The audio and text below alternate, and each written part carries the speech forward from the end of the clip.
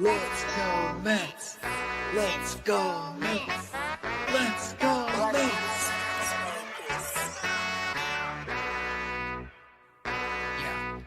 Yeah. You gotta believe and invest with your heart. Orange and blue till Mets do us part. Spring training, oh yes, it's the start. City Field gritty till Mets do us part. Hit home runs and knock it out the park. Big Apple till Mets do us part. You gotta believe and invest with your heart. Listen to the show till Mets do us part. John from Brooklyn, KB reps NJ. We're the other team, I don't care what your friends say. Mets fans, we focus like a sensei. Listen to the podcast Monday, Wednesday. Made a couple bad plays, but we still won. Character, yup, we're gonna build some. Are you gonna check the pod? Is real fun. Just like Mookie, I will, son. So invest with your heart. Orange and blue till Mets do us part. Spring training, oh yes, it's the start. City Field gritty till Mets do us part. Hit home runs and knock it out the park. Big Apple till Mets do us part. You gotta believe and invest with your heart. Listen to the show. Available now on all streaming platforms. If you love the New York Mets, check out Till Mets Do Us Part. Enough rapping. Let's get to yapping.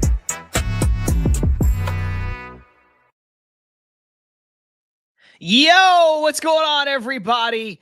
Till Mets Do Us Part is live, back like we never left, which means fashionably late as usual, 9 minutes or so here. John Saponaro coming to you from North Hollywood, California, and that means my co-host, Matt Ibanez, holding things down back in New Jersey. I should mention we are live on YouTube. We are live on Twitter like we are each and every single week. And I just want to jump into the comments really quickly to start things off. Game for War says, about damn time. These guys left us to wallow in our misery during our worst time.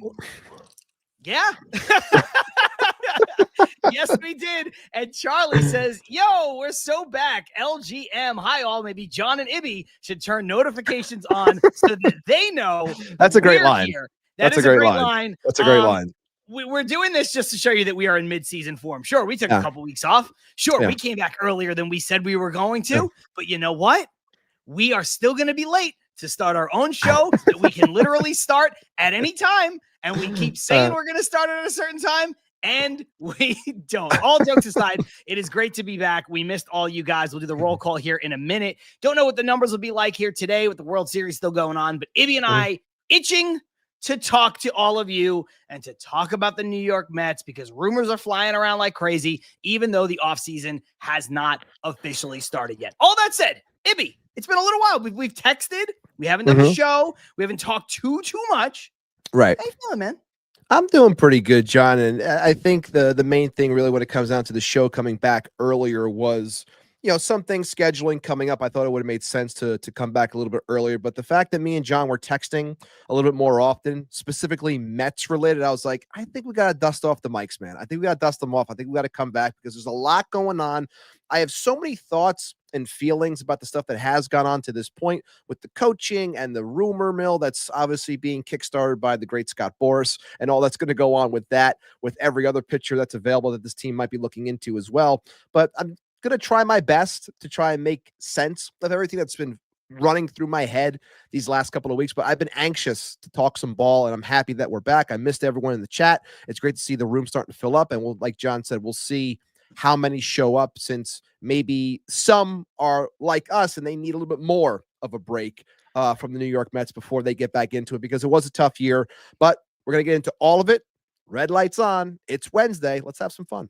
Let's have some fun. Jump back into the chat. Shout everybody out. We have Armand. We have Mike Loverti in the house. Brad is here. Douglas Barnes. We got Jeff Cohen. Ethan KL. Rosie is here. Who else do we have? Game for War I already mentioned. Charlie I already mentioned. Cindy McGrath is here as well. We have, I think that might be it as far as live commenters it is to this point. But shout out to all of you. The room will continue to fill up as we said. It's already jumping up there as people start to get notifications and right on cue. Carlos Ortiz saying sup fellas here and Odd Villain saying sup motherfuckers. What up, Odd? Good to see you, man. Just kind of in their own flavor. Ibby, before we talk about the Mets, and we're gonna talk about everything that has gone on since Ibby and I have not done a show, which means we'll touch briefly on the coaching staff changes before we get into the more pressing stuff that is more current. Jeff Cohen saying, John, what about those Jets, Jets? Armand said earlier, I thought this year's Mets team would be the only team I hate that I root for. Holy shit, was I wrong? I hate this New York Jets team more. For those of you who might be new to the show, those of you who may have missed, this is not a Jets show. We don't spend a lot of time on this, but there are a lot of people like Armand who is a Jets and Mets fan. That is the union that has existed for a very long time. Ibby is not one of those. Ibby is a Mets and Falcons fan. I was a Mets and Jets fan, the only two teams I cared about. But the Jets last year, they broke me. After 15 years of ineptitude and no playoffs and changing coaches and terrible years and terrible drafts and people coming here and being terrible and everything that you can imagine, I just said to myself, it is easier to not pay attention to the Jets. Will I ever root for another NFL team? Not likely. If Woody Johnson sells the team, would I come back and root for the Jets? Maybe. Is that the only circumstance I could see at this point?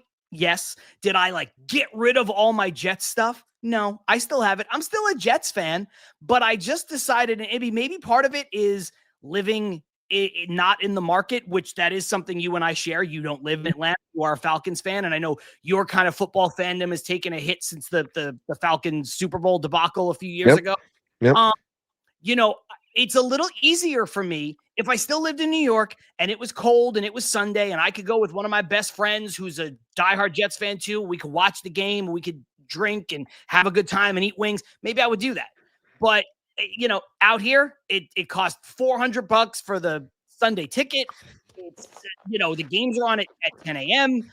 I don't want to necessarily get up and watch the Jets ruin my day as soon as I start.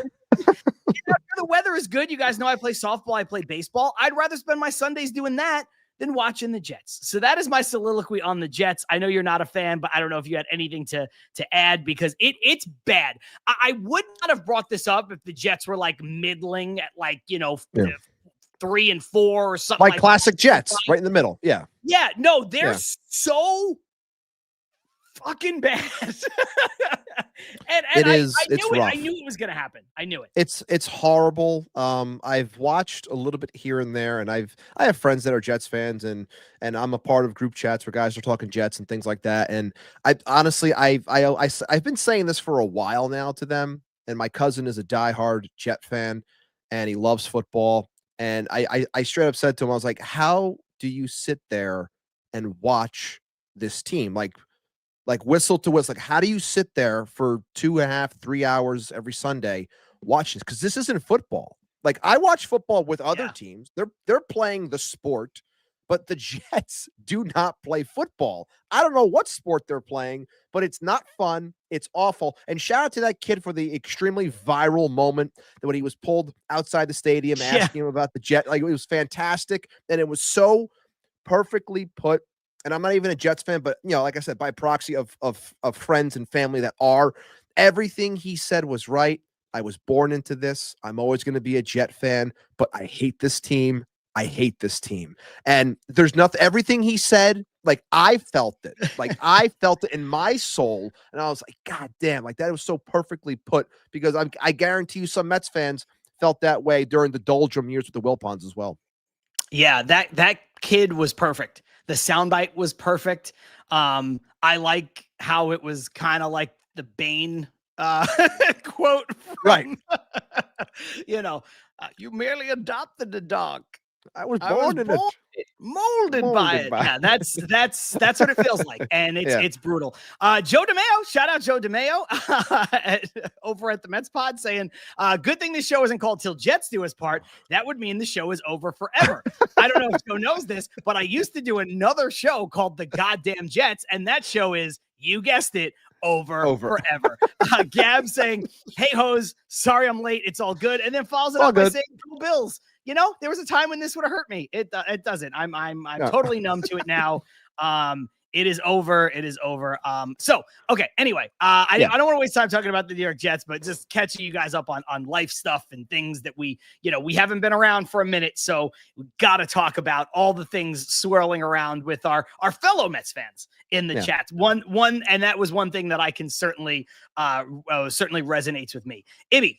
So let's talk about let's get the quick stuff out of the way. There's a couple quick things that are timely, and then there's an old thing. We'll get on that, and then we'll jump into the very current stuff. So I think there's a couple things that are quick that we don't need to spend a lot of time on, but they are worth mentioning. One is Lindor, Soto, Alonso, all three finalists for the Silver Slugger at their respective positions. I think that was an obvious choice. No snub there. I thought maybe Soto was going to get the snub because they were going to be just completely asinine or whatever. But that did not happen. So all three of those guys, they go ahead, they get their finalists. I think it's announced November 6th. We'll see how many of those guys, if any, win the awards. But I think very, very, very well-deserved in a year where, there wasn't a lot of positives to talk about for the New York Mets. Yeah, I know. Part of our Met group chat, it was mentioned today. It's just like, oh, joy, great, more accolades, but at the same time, good for them, finalists, and well deserved. It's just, again, it's unfortunate how this team had players of that magnitude and put up seasons that they did, and this team did not find its way into October, which is forever baffling. But we watched this team; it just they didn't have it, and it sucks. Good for them for the individual accolades that they could potentially achieve if they do win said awards. Would be deserved. It's just unfortunate that as the team as a whole was unable to piece it all together. And that's going to be the giant puzzle pieces that need to be put together to make this team whole again and make it seem like it belongs in October, which is going to be the big challenge for David Stearns this offseason. Jumping back into the comments really quick. Odd Villain saying Lindor with 9 toes and 1 elbow still put in work. The GOAT. I love that. Joe DeMeo. Isn't it going to be funny when Juan Soto is a Silver Slugger but not an All-Star? Yeah. Yep. Yes. Yeah, it is. Yep. Yes. What a goddamn joke. It's just hilarious. Like, yeah, I think he'll probably win it. I don't know. I don't remember the stat lines of other right fielders in Major League Baseball, but Soto had that Barry Bonds, Jeff Bagwell year, and I think that's probably good enough to win you a Silver Slugger pretty much any year, obviously. Yeah. Rosie saying we need to have a discussion about the core again. We will shortly. We'll get into some of that stuff coming up in just a moment. But back to Odd Villain's comment, Ibby, for the second quick thing we're going to touch on here is the Lindor surgery news. Had a little bit of what they're describing as a minor cleanup on his elbow. Expected to be ready for spring training. I think it's nothing. I think, guys get a little bit older. Guys play 160 games. They're going to get a little banged up. Probably had something going on, loose bodies, bone spur, whatever. I don't think it's a big deal, but I think it is a little telling in two ways. Maybe that had something to do. We don't know at what point it started bothering him, but some of the defensive miscues that he had, especially throwing the ball, we know he doesn't have the crazy strongest arm to begin with for a shortstop across the league. But that's something to think about. And the other thing is when you look at, again, his ability to hit at such a high level, produce at such a high level, and play as often as he does, despite the fact that things were bothering him along the lines of what Odd said a couple minutes ago. Yeah, just bringing up Mike's comment right here, and this is true. So this is Lindor's second elbow procedure since 2023. So again, until it's something that shows out to be an issue, I'm not worried about it. Like you said, standard for guys like this to try to get things cleaned up and running properly, making sure they're taking care of their bodies to, the 100th percentile that they can, because it's a long season. And we know that Lindor always tries to post up every single day. He prides himself on it and, constantly throwing over and over and over again. Yeah, some things can happen and build up on the elbow. So you just get it cleaned out, and it doesn't seem like anyone's really worried about it. Especially with the fact that they're saying that he's going to be back in time for spring. So until something happens otherwise, no issues for me. I'm not too worried about it. Mike putting it very eloquently, saying elbow housekeeping, things you can do when you make a fuck ton of money. Yes. Yes, exactly. Odd Villain saying it's a minimally invasive procedure, just a lot of tendons near the injury. Yeah. So, we know what Odd does, works in the medical field. So, he's not the Mets doctor, but that's a good point there. Ibby, just Gab saying, I'd put my money on Sean having surgery as well. That's Sean Manaea. I wish he did already. To which Odd said, Manaea better get the surgery. Boris needs to stop playing. Yeah. Really. Seriously. Yeah. Absolutely. Gab saying, Ibby, you got bandwidth today, looking crisp and sounding completely here. I think clear maybe was what she meant there, but I'm going to say completely here is also accurate. Knock on wood. Hopefully things, maintain throughout the way. But yes, thank you. I'm glad to be here and heard properly. Yeah. Okay. So we're gonna do something here in a moment. Ibby was gonna do it before we started the show. I told him to do it on the show. Yeah. Ibby, but before we do that, let's talk about the last thing that has to sort of do with the 2025 New York Mets, because after that, we really are in earnest going to turn the page, because things kind of have to do with what's just going to happen next. And of course, that is something that happened a couple weeks ago. A lot of great shows have talked about it. Mets Weekly, the Mets Pod, Locked On Mets. Like, so many folks have talked about it. Of course, I made a quick video. You did put out some of your thoughts on Twitter, things like that. But you and I have not sat down and talked about what was the great coaches massacre of 2025 for the New York Mets. And look, you never want to dance on the graves of somebody's job. It sucks. No, people lose jobs. I know some of these people are, paid handsomely and they'll get another job. Some of them have had, big major league careers, as is the case with a guy like Eric Chavez, who made a lot of money in his playing career. But then there's people who didn't make a lot of money, either because they didn't play when it was, you can make a lot of money as a bench guy, or, just people who weren't really major leaguers, so you don't want anybody to lose their job. But our feelings on some of these guys are very well documented on this show. And of course, the Mets basically fired everybody except Carlos Mendoza and Antoine Richardson. I know there's some stuff with Richardson about his contract not being locked in for next year. I'm not going to worry about that. It's a first base coach. I just can't spend any thought process on that, despite how good he was and was the only guy who really deserved to be back. Maybe the only thing I'll say is this: when your season goes as poorly as it went and the expectations were as high as they were, heads have to roll. You can say it's scapegoating. You could say it's fair. You could say it's unfair. You could say they're the nicest men in the world. You could say what I just said, which is I don't want to see anybody lose their job. You could say any combination of that. Fact of the matter is, David Stearns was not going to be fired, should not have been fired. And Carlos Mendoza, although I said on our last show that some of the things he did towards the end of the season were a fireable offense, you and I talked about why it just doesn't make any sense to fire him with one good year, one bad year, and one guaranteed year remaining on his contract. It's foolhardy to let that guy go when you could just fire that guy, I don't know, in May or in June if you get off to a bad start. Plus, the Mets hold a club option for him for another year. So his entire fate as their manager is in their hands. Pulling the trigger on it now, I think, would have been short-sighted. So that said, they cut bait with everybody else. And I've had my ups and downs with Jeremy Hefner. I gave him his flowers when I thought he deserved it. I've also been critical of him. I didn't like Chavez. I wasn't a big fan of Barnes. I think Sarba had to go because it was like one of the worst years a third base coach has ever had.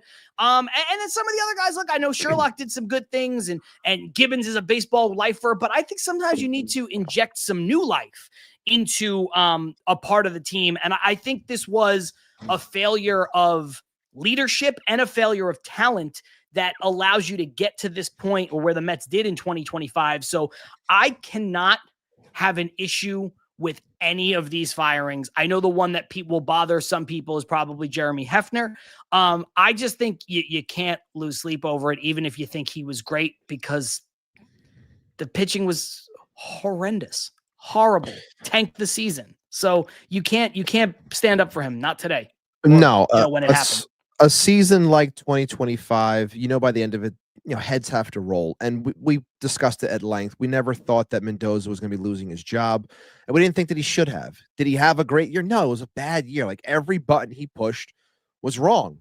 whereas every button he pushed in 24 was right. So again, when you have that, that extra year, the other option as well, you're going to play it out and allow it to, run its course a little bit more, see if he can pick himself back up. Because if he doesn't, like I said, you're going in basically as a lame duck, and you got to go out and improve yourself. So the fact that they cleaned house with everything else made sense. I had put out thoughts, and I thought that, the Hefner one was only surprising to me because I didn't think that they would have the balls to do it.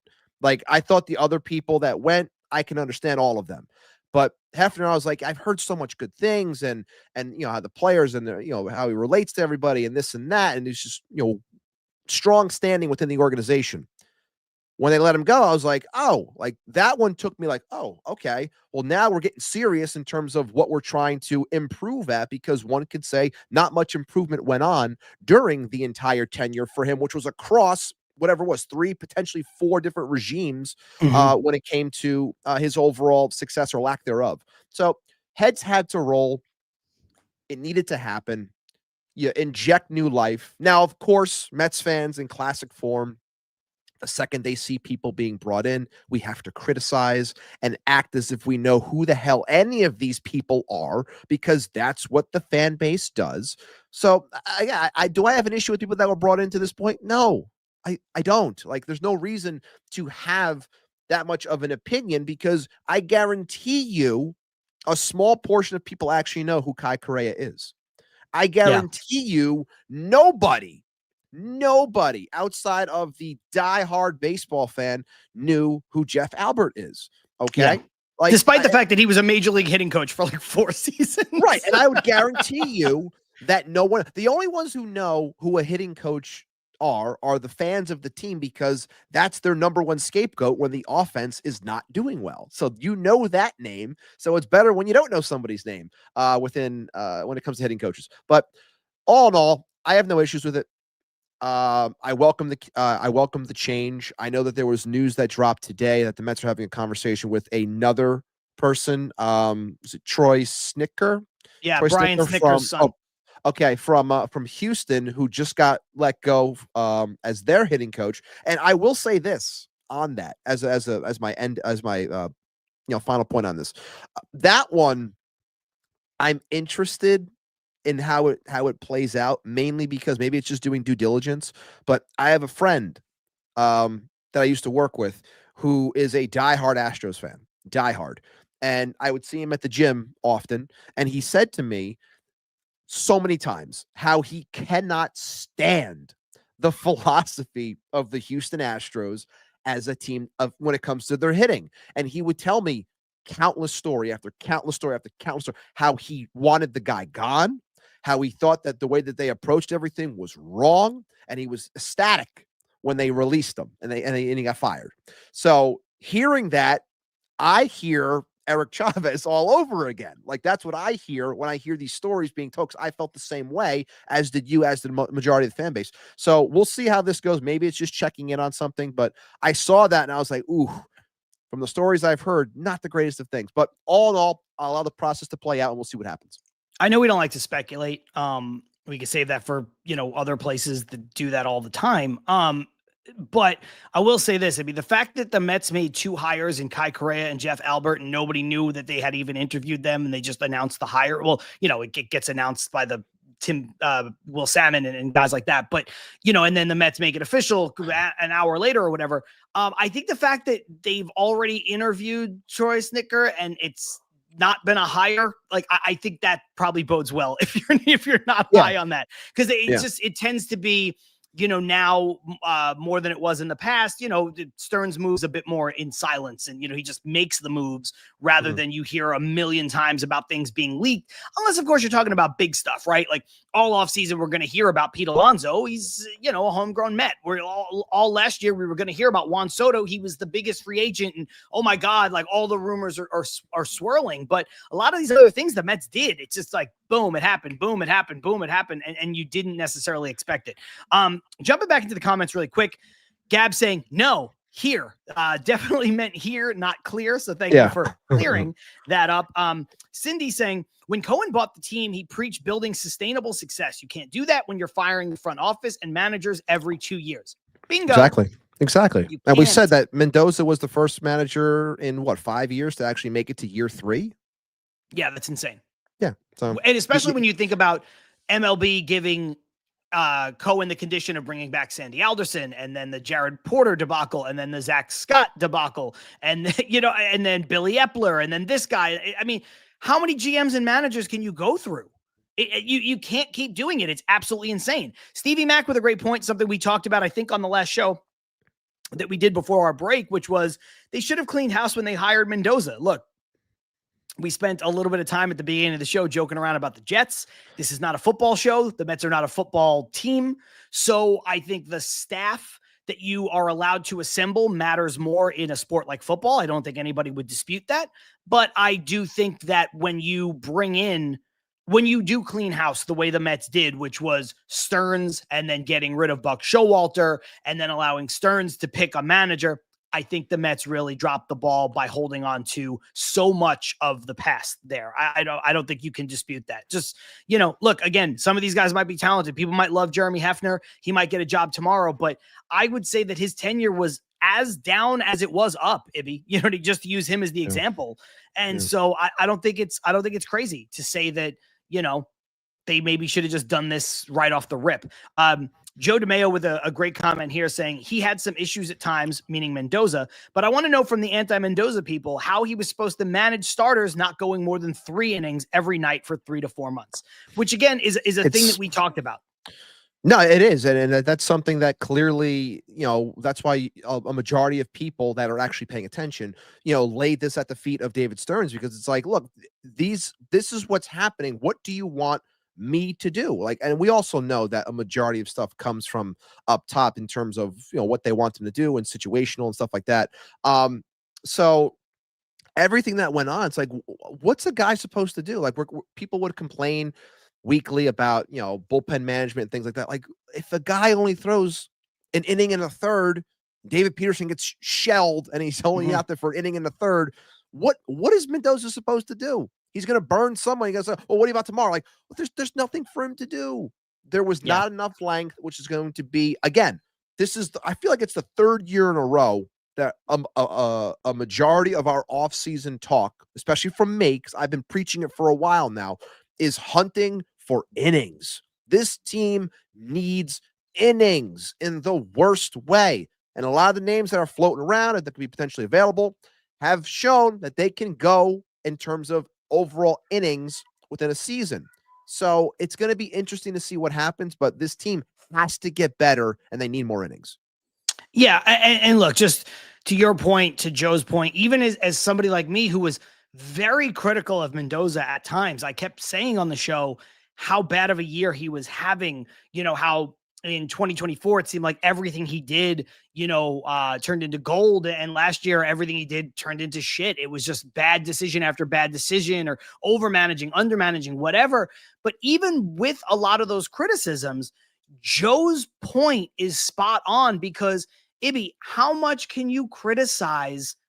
Oh, he pulled Brooks Raley too soon, when the starter went 3 innings, and then the starter goes 3 innings tomorrow, and then you have a guy go long in a game, which is like 5 1/3 for the Mets, and then you have your starter go 3 innings again. It's just too, it's like you can't nitpick the moves, even if they were bad by that independent logic, when everything else around him is collapsing. It's the house on fire meme where it's just like everything is fine. Yeah. And it's just like, nah, man, you can't, you have no pitchers on this roster. I think that's a fairly appropriate way to look at it. Joe saying, Kai Correa is younger than me, and I'm a young, strapping lad.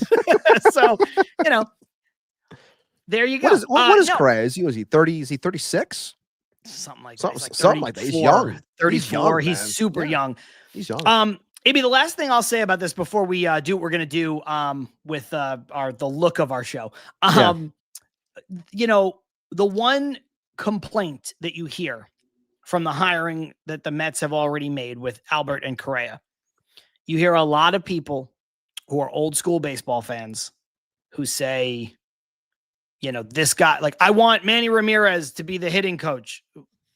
Why would Manny Ramirez be a better hitting coach than anybody else?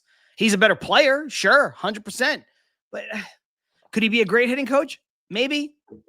I put that out as a poll on our community page, during our break, just because I saw the news drop and I said, I'll throw it out there. And I know Joe commented on it as well when I posted it.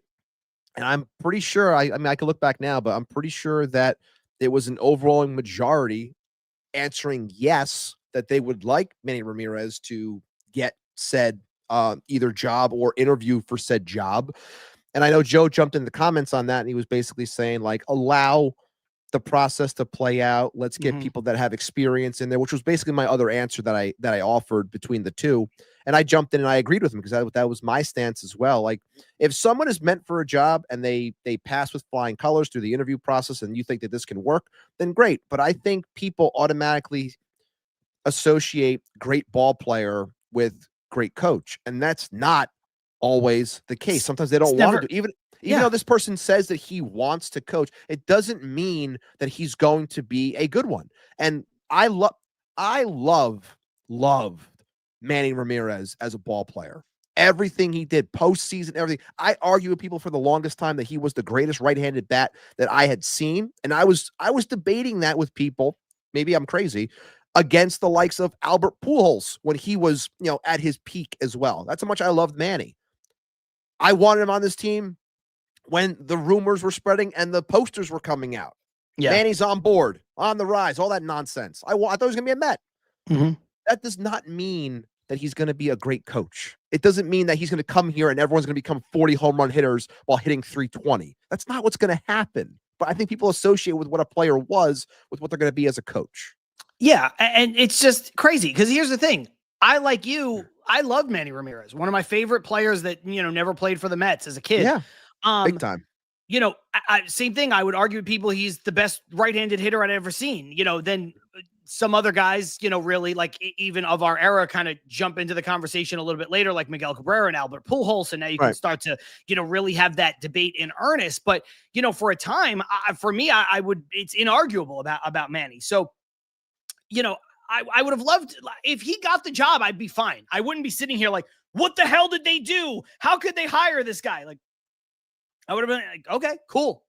Hire him. I hope he works out. Like, it's just, people look at this stuff and they go, well, I don't know what Jeff Albert, I don't know who that is. The name, it's like just a name I've never heard of. He could be a guy who sells window treatments. I have no idea. And so they get this thing in their head that he's going to be bad at it. That doesn't make any sense. You don't know him. You don't know. You're not a baseball coach. You're not a guy, like, you're not around it. Like, I didn't know who he was. I didn't even know he was in the organization. So, I think it's sort of strange to me why you would have that kind of an approach to somebody that you've never heard of. Now, there is the other side of this argument where people say, well, now with these two guys, the Mets have gotten too heavy into analytics. Right. And for that, I just think it's an archaic way of thinking. Now, do I think that you can have paralysis by analysis and sometimes information is too much? 100%. Yes. Do I think analytics is the only way to run a baseball team? I do not. Do I think analytics is the only way to put together a lineup? I do not. Do I think it's the best way to run an organization top to bottom and you can't even thinking about anything else ever? No. But analytics is important, and every good baseball team uses it. It's just a dirty word to people who don't understand what it is because they were born before a certain time. Some people are willing to adapt to it and other people are not. They think analytics somehow means hitting a lot of home runs and they're like, well, that's it. I want a bunt. Okay. Well, you know what? It doesn't make any sense. The Dodgers are one of the most analytical teams in the sport and they're going to back-to-back World Series. Like, you want to be like everybody wants to be like the Dodgers till it's time to be like the Dodgers. And then they don't even realize what they're doing. So. Yeah, I think that I think analytics have their place in the sport. I don't think that the Mets are going too heavy.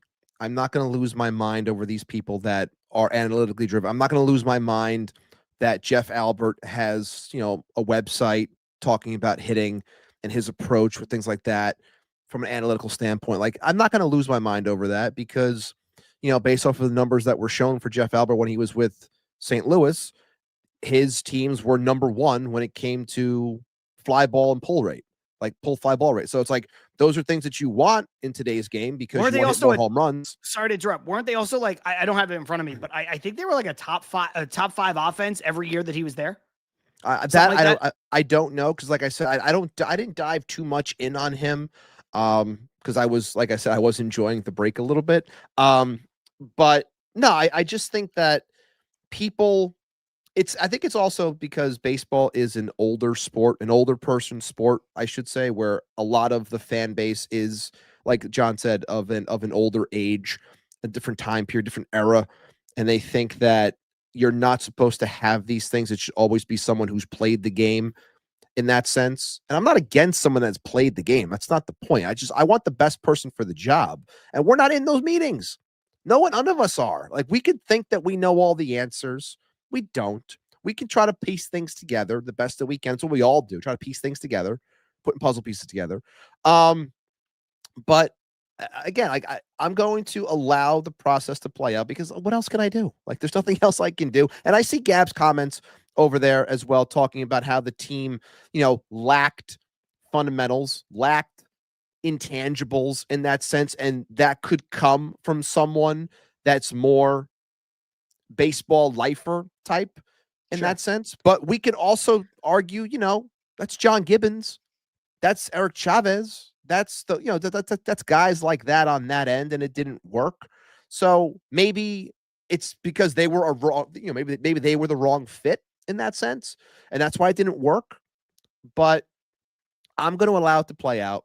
And like I said, we're entering year 3 with David Stearns, and I was very much allow things to play out. And this is probably going to be the last time I do, to an extent, mainly because I think that this team was very much behind the 8 ball in a lot of stuff. And it was always going to take time. I know people hate time. It was always going to take time for them to get to where they need to be.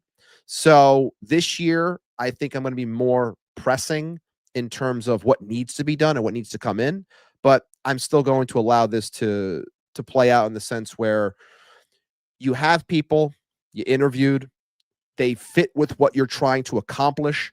And I'm going to allow that to happen because I know people don't like this argument either. Like, he built the Brewers and how the Brewers have played and what they've become. I know they just fell short and they got swept, but still, like, you're building a strong base and that's what you want. And it would be better here because you would have the money to supplement what you need. I think this team is still trying to get there, but all in all, I'm not going to badmouth analytics. I don't think it's the end of the world if this team is analytically driven. Almost every team is analytically driven. So I'm not too upset about it. Yeah, I think there's a fair counterpoint here, though, from Gab saying the Brewers are gritty, the Mets are not. I think that's fair. That's fair. I think there is something to that comment. And I do think if you're going to criticize anything about these guys that you don't know about, or these guys who didn't play, or these guys who are quote unquote too analytical, I think what Gab said a moment ago, I had it starred and then it sort of, I clicked on it by accident and dropped it out of here. Let me see if I can find it.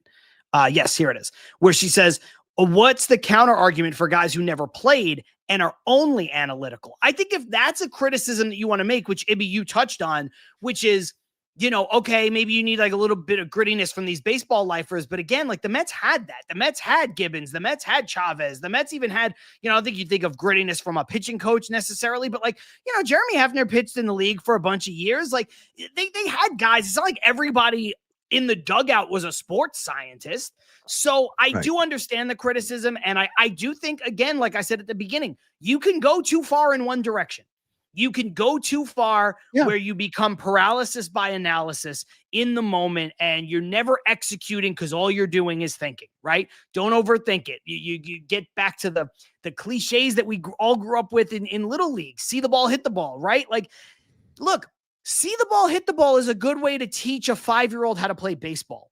See the ball, hit the ball is not a good offensive philosophy for major league players facing guys who throw 100 miles an hour for 7 innings. Now, it is a good thing to take somebody back to the basics. If you see Lindor and he's in his own head and you tell him, hey man, just relax, just see the ball, hit the ball, just go up there and do you, back of the baseball card. That's like a snap out of it cliche. It's not an offensive fucking strategy. So yeah, Crash Davis mentality. Exactly. And Gab said, just a disclaimer, I'm not against analytics, but I do lean more towards fundamentals. I don't think that, thank you for clearing it up. I don't think those two things are mutually exclusive, baby. No, I don't. And I think that, I think that there is a place for both. And like, even you just have to, I'm trying to think how to put this. Like, you can still, like, baseball can still bleed through. Like, baseball is like, I always say that real baseball always comes out during October. Like, everything that you love about baseball always comes out during October. Maybe not so much during the regular season. Like, you see, like, we've seen bunting, we've seen hit and runs, like, we've seen stuff throughout here where the baseball fan goes, that's baseball, or that's what you're supposed to do, and this and that. Like, I still think that ultimately, me as a fan, who's someone who watches every day, I often say sometimes you just have to, play baseball and not get too bogged down in overall numbers. And that's when it comes down to situations where it's like, oh, so-and-so has these great numbers, and that means he has to pitch in this spot. Yeah, but this guy has been untouchable. Like, why would we take him out here? Like, just let him finish it. No. Numbers dictate numbers. It's like, no, like in a sense like that, that's when I'm against analytics, where I'm like, no, this guy's cruising. The computer doesn't know the human element in that sense, doesn't understand the moment in that sense. We just watched something right now. This is the counter there. We just watched something right now where the Blue Jays are on their way to the World Series and not the Mariners, because Dan Wilson decided to go with one reliever as opposed to his dominant closer. And then people were bringing up, well, the numbers for him are this and this, and he was top 5 when it came to strikeout percentage and swing rate percent. Like, oh, it's not that bad of a night. No, it is bad, because if you're going to die on national television in a Game 7, do it with your best pitcher. Mm-hmm. Die in that moment there, man. Don't let the analytics or the book tell you this is what it needs to happen. No, trust the gut there. Go with your best pitcher. Yeah, absolutely. Jump back into the comments here. We can move on from this particular topic. Mike Laverty saying every sport is analytical. Went on to, and I'll paraphrase here, just say, in every sport, you're looking at guys coming off of the field or the court and looking at an iPad and checking out the play they just did. It's just what it is now. Stevie Mack saying, see ball, hit ball, carpe diem, and something that I saw on a sign at Home Goods. That's the new philosophy. That's a good one. Odd Villain saying, in my day, we smoked cigarettes in the dugout with gonorrhea, which is a great comment. Joe DeMeo saying the best teams are the most analytical. The harsh reality is people don't understand it at all, or and use it as a crutch to blame when things don't work. Absolutely. It's mirroring what I said. And, you and I and Joe have had these conversations before at the Queens Baseball Convention, which is coming up soon, by the way. We'll talk about that probably in a couple weeks. But, we've had these conversations. Like, it's people don't get it. So, a couple funny ones. Ethan KL saying Mark Haley has an aneurysm anytime analytics is brought up. And then Odd Villain saying it's a dirty word for Hector from Washington Heights. Two funny comments. I didn't say it. I'm just reading what's on the screen. I know. Burgundy will read whatever's on the teleprompter. Cindy saying, John, yes, I think you're right. The guys on Mets Up were talking about him, and the Cardinals were a top 5 offense when Jeff Albert was running them. I don't know if it was every year, but like they had and I don't know if that's where I heard it. This doesn't certainly confirm it, because Cindy's not 100% sure. I'm not 100% sure, but I think I heard it somewhere. It might've been on that show. It might've been on a different show. I know Joe DeMeo's been in here. Maybe they said it on their show. I don't remember. But anyway, the bottom line is, this is a guy who has a track record. Like, you're looking for a track record on the back of a baseball card for Manny Ramirez, but a guy who has a track record of success doing the actual job that he's been hired for. They're like, no, that doesn't count because I didn't watch him do it. Like, okay. Now fine. confirming it, now confirming it, it would be Albert's going to be the head, yes, and then they're looking for someone to be his assistant, correct? Correct. So okay.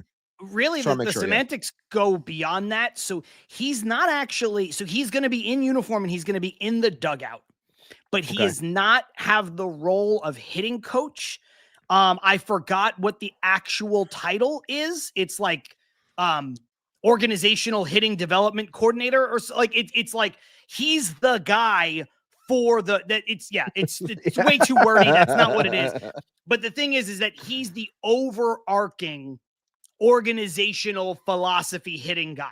Now, I think what that means is that they will hire a person who's a hitting coach, not necessarily an assistant, somebody who just has the title of hitting coach that is going to be working directly under Jeff. You know what I'm saying? Oh, here we go. Thank you, Armand.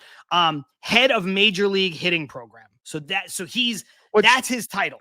And I'm fine with it. And the reason why I'm a fan of Albert being the guy for this is because that was his title essentially for the minor leagues, and the way that our hitting has developed over the last couple of years, I like where it's been trending. And this team has had problems when it comes to developing actual hitters. We've been better when it comes to pitchers throughout our history, but hitting the last handful of years has been kind of questionable.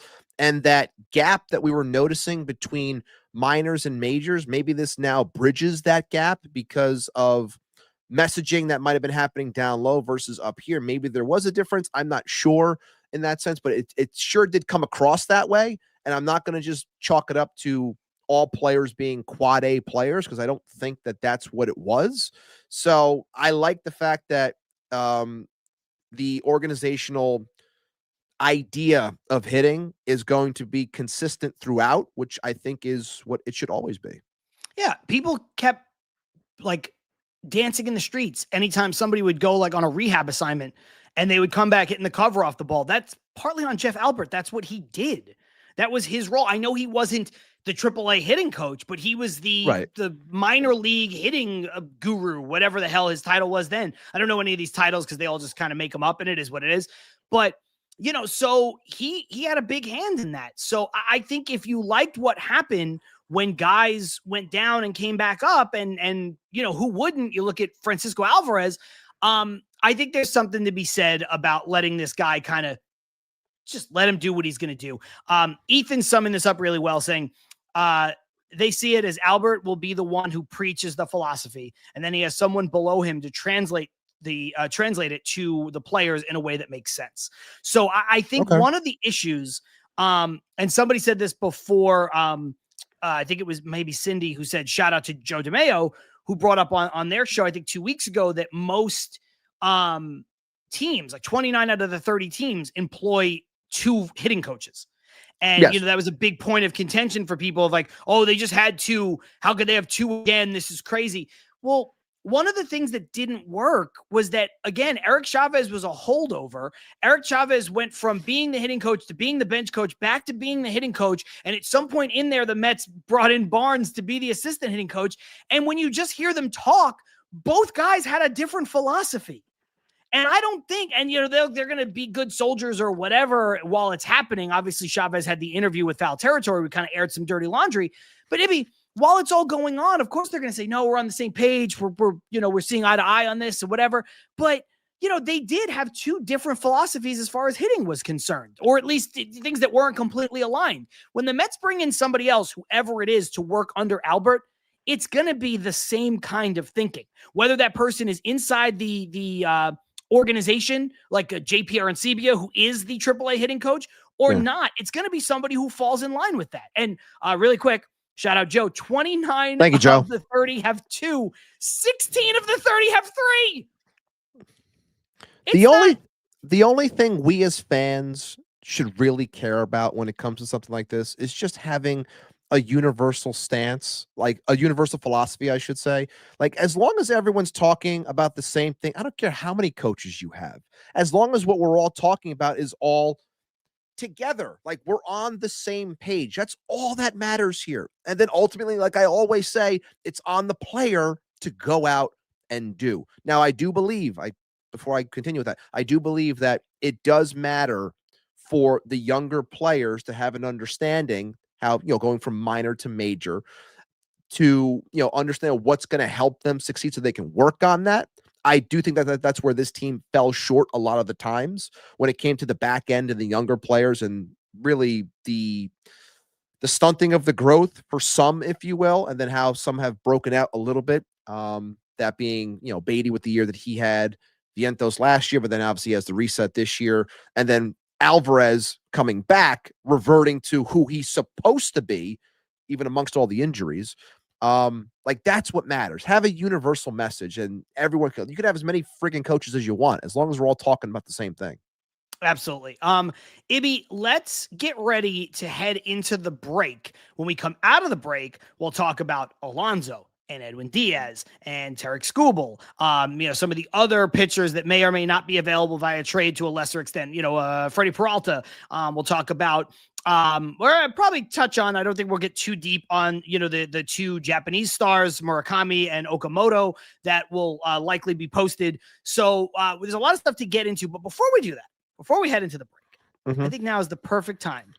I'm going to switch it over, and then you just, as I do it, just why are we doing this sort of cleanse? Well, I've been toying around with some ideas for the backdrop, and I'm still toying around. So this is rough copy, if you will, rough draft. Still trying to fix things up because I want to look sharper as we continue to grow as a show. And I loved that background that we had this year. I thought it came out exactly how I wanted it to, and the fact that it has the stench of 2025. Now I freaking hate it. I don't like it. And I was like, I got to get rid of this. And I've been, on my breaks at work, I'm like trying to think of ideas for what I want this background and the overall show to look like. So this is just a holdover for now. But I just needed to say that it was time to get rid of the old, because I want to lose 25 the same way that I wanted to lose 23 after it had happened. So hopefully it's a proper cleansing. And yes, Gab, AI slop, as I was attacked the one day on Twitter by some jerk. I'm not going to say names. Was it me? No, it was not you. It was not you. It was not you. It was somebody else. I have yelled at Ibby for using AI. Yeah, but it's hey, if you don't like it, just keep scrolling, okay? But that's, everyone's got, everyone wants to put their opinions out there, and that's fine. But no, I wanted to put something a little bit different for now, because I couldn't look at it anymore. We did half a show with it on, so that'll be gone. And over the off season, I'm going to cook something up that's a little bit different, a little bit more interactive in how it looks and everything. So stay tuned on that. But for now, I had to get rid of the old one because 2025 is dead. It's finished. We're on to the next. Armand saying that the backdrop for the offseason should be Cancun. That's a good idea. Should be a picture of Cancun. That's a good one. And then Odd Villain just wants to know really quickly, was it Dan Bartles? No, it was not. It was not Dan. It was not Dan. Was it Hector? He hates TikTok. It was not Hector. It was not Hector. It was not Dan. Oh, no. Jesus Christ. That's hilarious. Thank you, Odd. I can't get in trouble for saying it, because I'm just saying what the comment says. Odd Villain is a great dude, is a good commenter. I got to bring it up. It's just, the hard-hitting questions that people want to know the answers to. I think now's a perfect time to head into the break. Yes. Reset the show. Again, like I said, we'll talk about Alonso and Diaz and Skubal and everything that we need to get to as we get back on track with Til Mets Do Us part. The break is over. We are back. But in the meantime, we are going to take our regularly scheduled break just for a quick moment. And once we do, we'll see you guys on the other side. 30 seconds. Til Mets Do Us part, live on YouTube, live on Twitter. John Saponaro, Matt Ibanez. We will be right back.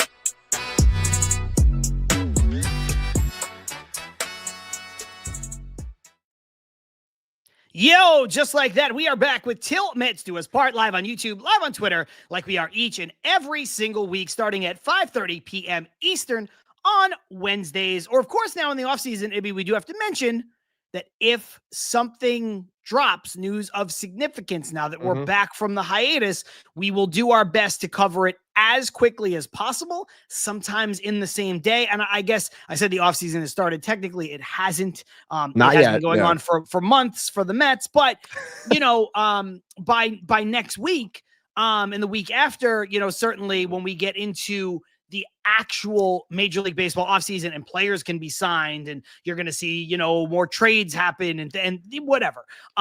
You just want to keep an eye out because we will try to get to things as quickly as possible. Same day, next day, whatever we can do, even if it's in a bridge show, 30 minutes, just talking about what happens. So the best way to do that is to subscribe to the channel, turn those notifications on so you never, ever, ever miss an opportunity to know when we are going live. If you miss any of the show, though, you can go back on our YouTube channel. It's called Til Mets Do Us Parts, the one a lot of you are watching the show on right now, and you can go back and watch whatever it is you missed. So if you had to join late, if you had to leave early, you can always watch the replay, which will exist on that channel forever and ever and ever, because nothing is truly ever gone from the internet. You can do that as soon as we're done with the live show. We also drop later on the same day as an audio podcast that's on Spotify and Apple and Amazon Music and all of those places. So if you need to listen to the show instead, you can do that as well. Follow us on Substack, follow us on Twitter,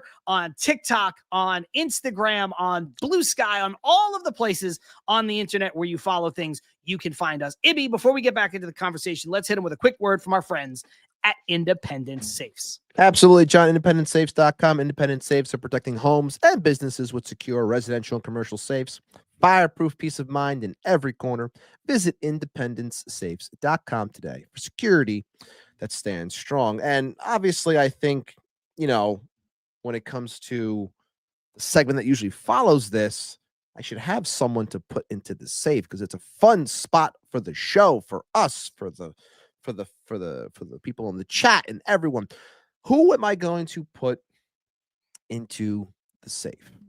Well, I have an idea because I think that this is going to lead well into what the second half of the show is going to be. And the funny thing is, we're probably going to dabble in some of it, but I'll try to word this properly. I'm putting into the safe mock trades. Now, I know that we are going to be probably talking about some potentials and mock trades and things like that, or things that you hear, or that some people within bigger media might have said, and this and that, or rumor. And that's basically what the entire offseason is. It's mock trades. It's having fun. It's playing GM. Okay. My only problem with it, and this is why I'm putting it into the safe. Is it safe to say this, Ibby? Not all mock trades are created equal? I think that is the proper thing to say. Not all mock trades are created equal, because some people only think about one side. You have to think about both sides. You have to think about what the team is trying to get better at. If you want to look at the minor leagues of both sides and what they lack in, or what areas on the major league roster they need help in, I think that that's fine, because you're doing the homework, you're looking things up, and you're putting something out there that makes sense. I hate reading mock trades that are clearly one-sided. And I'm a Mets fan, even one-sided from my team's like, oh yeah, great. I'd love to get this player and not give up anything. And I get to get this player or multiple players from this team. Sure. I'm sure that GM's gonna be like, yeah, just give me the scraps that you don't want. And here, take my two best pitchers. No, it doesn't work that way. So we're going to put mock trades into the safe. We're going to lock it. I'm not going to throw it away because, like I said, we're still going to dabble in them as well. But I do think, for myself at least, for John as well, that when we think of these things, it's with both sides in mind. It's with thinking about what both teams need, and it makes sense based off of years of control, 1 year, all those things, they matter. And I don't think a lot of people take those things into account. It's always very one-sided and very dumb, which is why I put out the tweet when I did a couple weeks ago of Keith Hernandez wearing the neck brace in the booth, because I was like, this is what I feel like when I'm reading all these mock trades. It just makes me feel awful, like breaking down. I'm already frustrated. It didn't even start yet.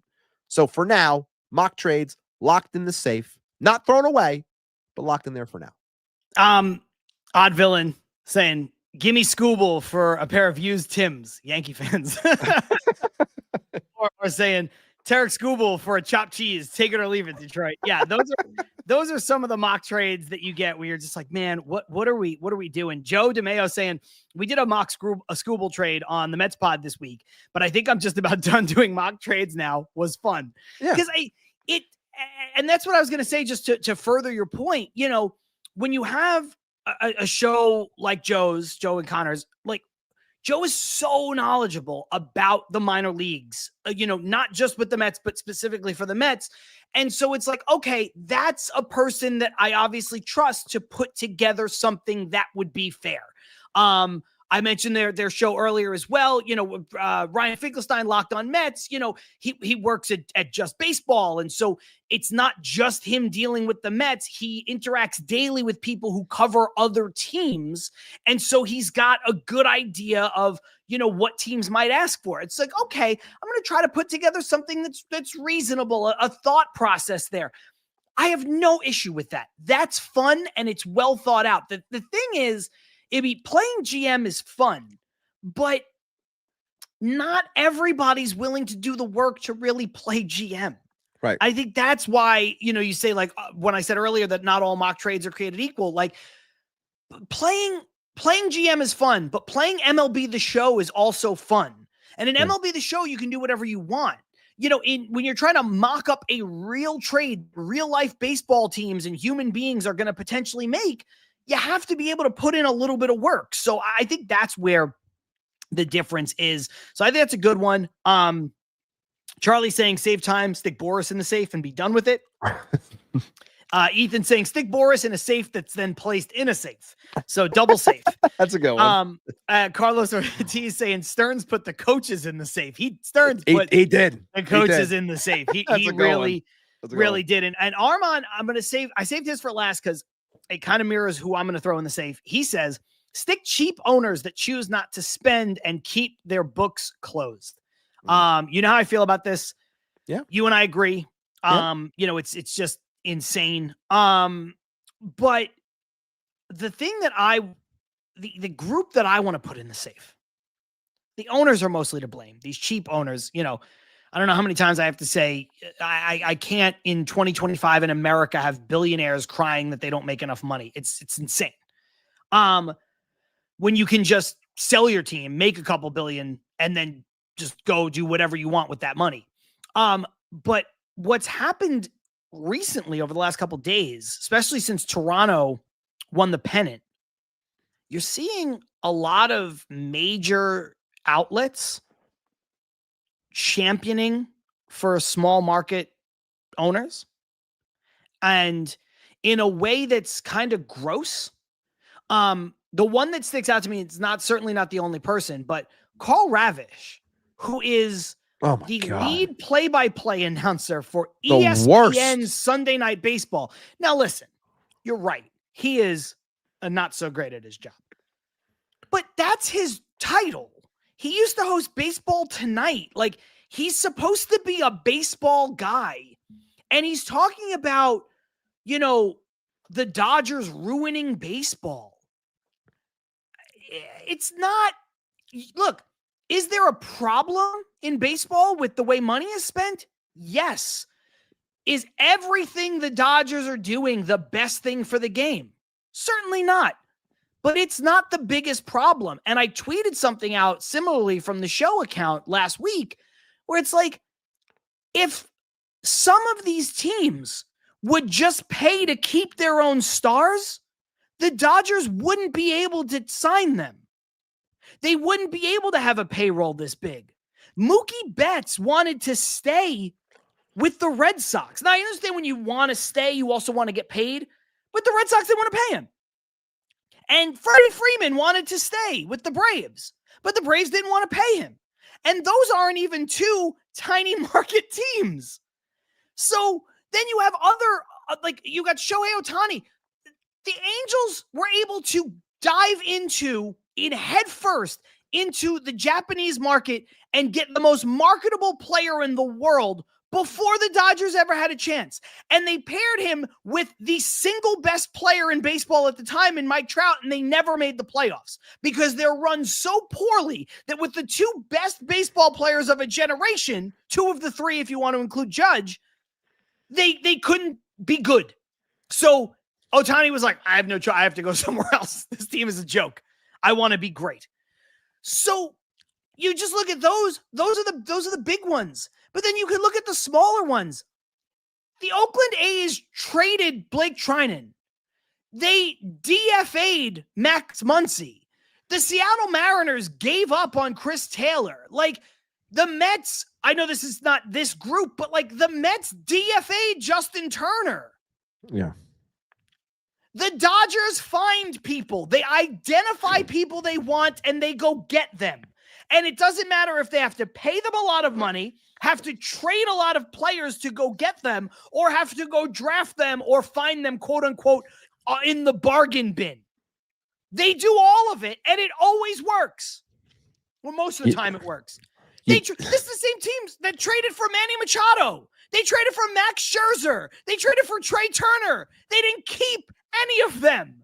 And the crazy thing, by you saying all those names, which is to further the point of becoming a well-oiled machine and building from within, which is what David Stearns obviously wants to do, which is why everyone says, stop hoarding prospects.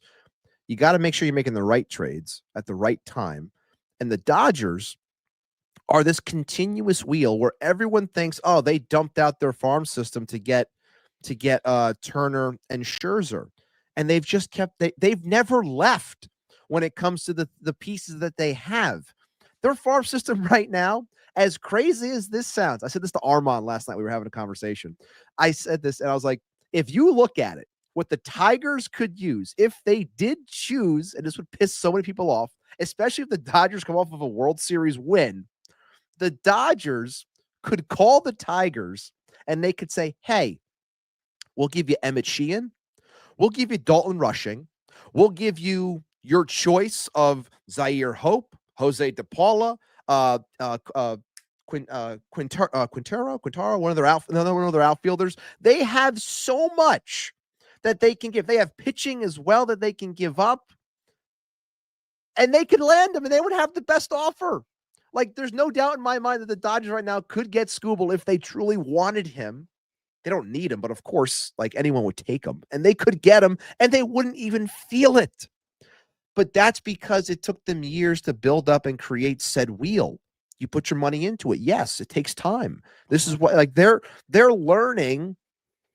I'm sorry, they are enjoying the riches, if you will, from the time that it's spent to build it. Yeah. Do they have more than everyone else because of the amount that their owners and their ownership group has? Sure. That doesn't mean it can't help others grow something and then want to go somewhere as well. What's stopping a team from wanting to be better outside of money? The chart Nothing. came out. The chart came out where it's like how much teams are investing from money made into said payroll. And you look at the bottom half and it's disgusting. Like, it's pathetic to me.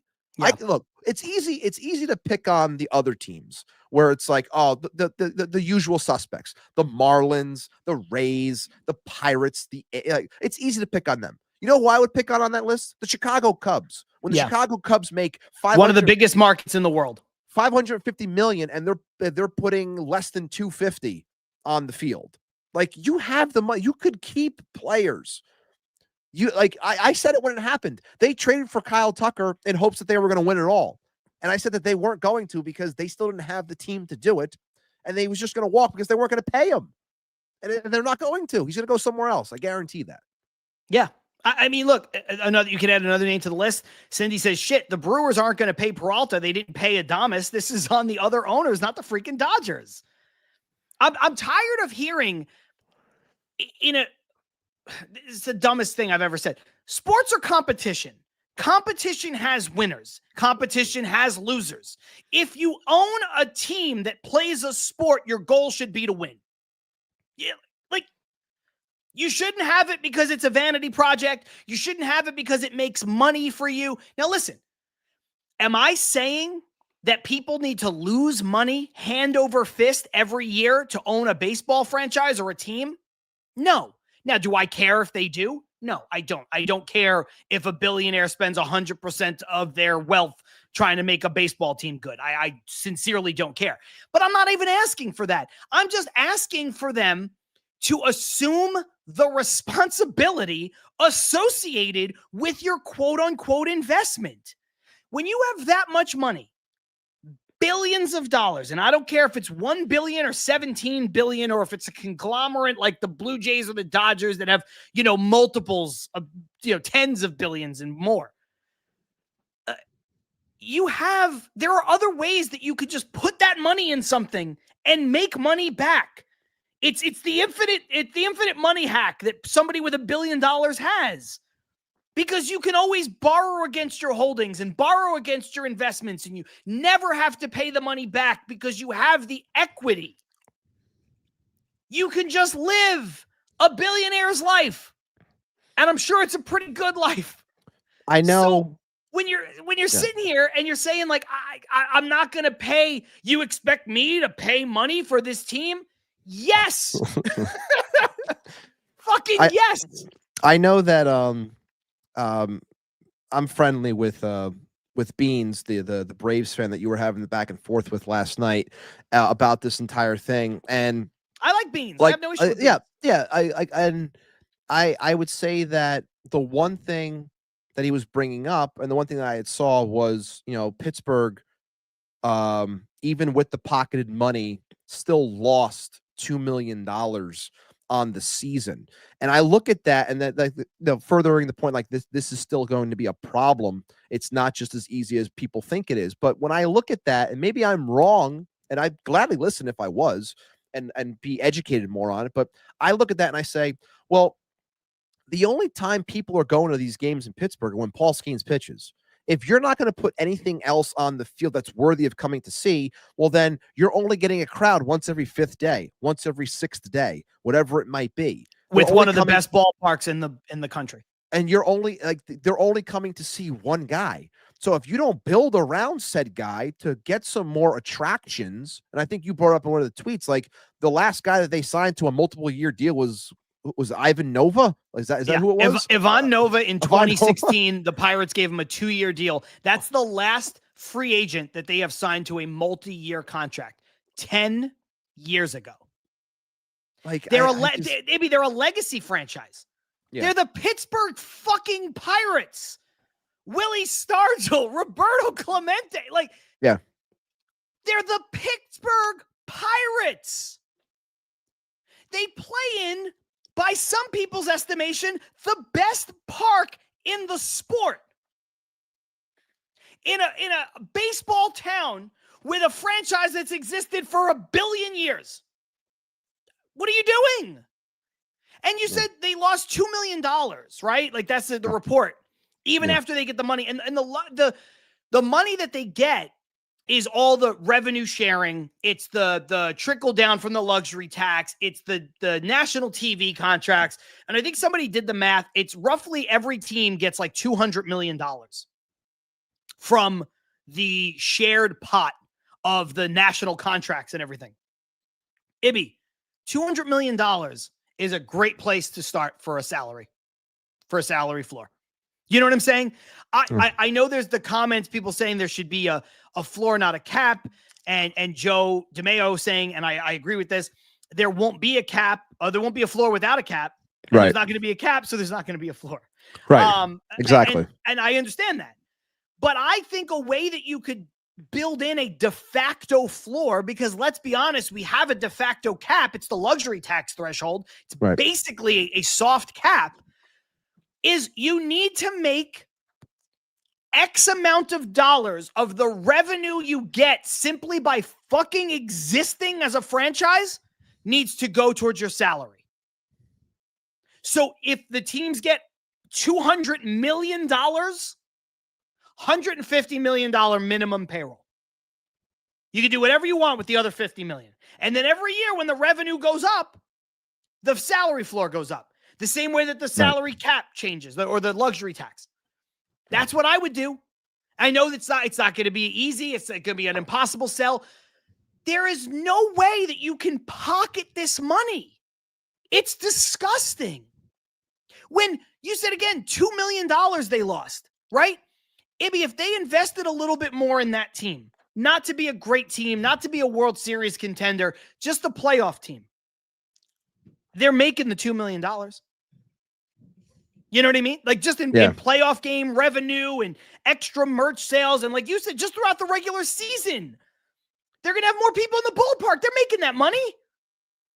And the Dodgers aren't just about spending money on Shohei Ohtani. They also have a place that people want to go to. And that's the other thing that Beans was saying to me, where it's like, well, it's not going to make a difference because, the Dodgers are attractive. The Dodgers are attractive. Some of that is because LA is great. I live here. It's a beautiful place to live. Is it better than Pittsburgh? I think so. Are you ever going to be able to do anything about that? No, you can't change geography, but you can change the fact, I don't know if the A's still do this, but there's the Moneyball story about the A's, charging guys for sodas in the vending machine. Are you kidding me? Like, you can build a facility that guys want to work out at. Dodger Stadium is old. Dodger Stadium is dumpy in a lot of ways. Their facilities are not bad. Their clubhouse is beautiful. I've been in it. So, part of that is you get Shohei Ohtani, but also part of the deal is you get Shohei Ohtani for 10 years, and now you say, let's try to win 10 World Series. That's the goal. You opened up a window. Everybody's talking about the Phillies window. The Phillies window, did it close before it ever opened? I don't know. Maybe. But I know the Dodgers are making the most of this Ohtani window. Nice flex, John. Yeah. Appreciate it. Picked up that name you dropped. Hold on. No, but this is something, it has nothing to do. I mean, it does have a lot to do with the Mets because the Mets are, now a rich franchise that spends a lot of money. I think on that list you mentioned, the Mets had the most amount of their revenue spent on the team. 90% of it, 90%. Next time you criticize Steve Cohen, think about that. 90% of his revenue. I think it was like 440 made, 400 spent. Yeah. Something like that. Yeah. And look, Carlos, I know their Dodgers are able to do what they did because Ohtani deferred, almost all of his money. That's true. And maybe deferred contracts is an issue. I'm not sitting here, Ibby, saying that there's no safeguards. But when people sit here and they're like, the Dodgers are ruining baseball, this would be so much better. Like, no one's stopping you from deferring. Nope. No one's stopping you from spending money. No one is saying, oh, well, sorry, the small market is what it is and, piss off, because I get what Carlos Ortiz is saying here. He said this earlier, but there is a semantics error in here saying, I don't believe there are small market teams, just cheap owners. There's no such thing as poor teams, just cheap owners. There are such thing as small market teams. Milwaukee is not Los Angeles and it never will be. But to say that you're like, oh my God, we can't possibly spend any money, that's insane. And, again, the way it affects the Mets is that the Mets, Steve Cohen came into the league, didn't win anything, just bought the team, and they were like, oh, Steve Cohen tax. We have to create one. And now the Mets are a team that spends in the top of the league. And also, I don't know how you would implement a cap at this point because, you'd have to kick the can down the road, wouldn't you? Don't you have to let salaries reset? Because how could you say oh, your payroll has to be $350 million? Well, you're already over it. So then what are do the Dodgers have to trade Mookie Betts? And then who takes on that contract? Right. A team that doesn't, you know what I'm saying? How do you make that work? He's already signed the deal. You can't void the deal. Right. So how do you even, or do you say, oh, well, the salary cap is $500 million. Okay. Fucking great. Yeah. So again, we spent more time on this than I wanted to. And believe it or not, this is still the throw away the key segment. Probably the longest one to date. It is, but I think it's because it is so relevant right now to this World Series. It is so relevant to the climate of baseball where we're probably not going to have baseball in 2027. And, Major League Baseball is willing to piss away a year of Ohtani and Judge and Soto and Skeens and Skubal and all these players, despite having, viewership that is on the rise because they want to kowtow to a bunch of cheap owners. And that's disgusting. And the final thing is, it's just like, I just can't get behind it. I can't get behind people who are worth more money than most people will ever see in their lives complaining that they don't have enough money to run a baseball team. Like, we should all be so lucky. Oh, I don't have quite enough money to run a professional sports organization. Fuck off. Anyway, that's it. We're done. We're done with that. I forgot to mention this before, but make sure if you are in the chat right now, obviously make sure you like the video, subscribe to the channel. 42 here on the YouTube side right now, 15 likes. Make sure you keep on hitting the like button. Helps us reach more people, reach more Mets fans, get the crowd growing in here. I did also post a poll at the beginning of the show that we're going to get into momentarily.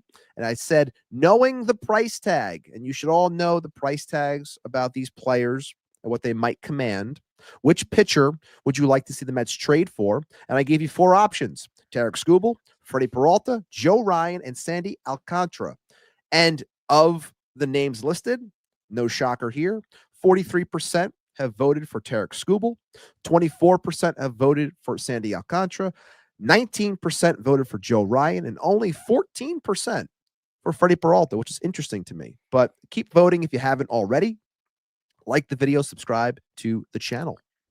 Ibby, let's get right into this Skubal situation. And again, we're not going to do mock trades in the sense that you kind of threw them in the safe earlier. We may address some of the potential pieces, things that you'd have to be willing to give up, stuff like that. Mm-hmm. I think those 4 guys, very interesting names: Skubal, Peralta, Alcantara, and Ryan. Look, all 4 of those guys would be the best pitcher on the Mets the moment they got here. Yes. Nolan McLean might grow into a great pitcher.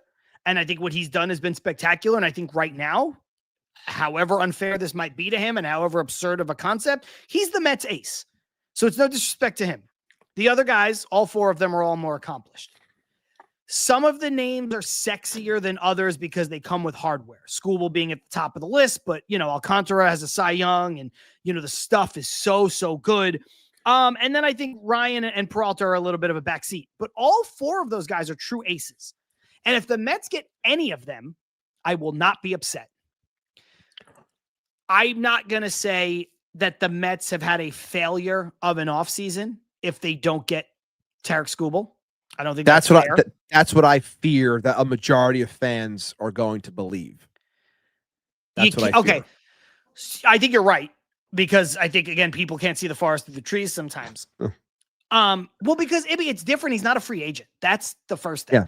Right? Yeah. Like, sometimes free agents just don't want to come here, right? Roki Sasaki, Yamamoto, Kevin Gossman, if you go back a couple of years further. Mm-hmm. So you can't make somebody come here. But, money talks. You can certainly go get fucking Juan Soto. So now you can kind of go get anybody, right? That's the move. That's the go get anybody move. So you could maybe be a little bit more disappointed if a guy is freely available. In trades, it takes 2 to tango. The Tigers have to be motivated to do it, and there's reasons why they would be. There's also reasons why they wouldn't be, despite the fact that he's just got 1 year left.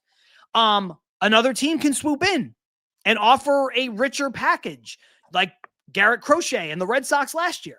So I don't think that you can put this in this is a failure if the Mets don't get him. Certainly if he's not traded, there's nothing you can do about it. But if he goes somewhere else, there's also nothing you can do about it to a degree, especially because Scott Boras is not going to let Tarik Skubal sign a contract extension with anybody when the Mets need an ace.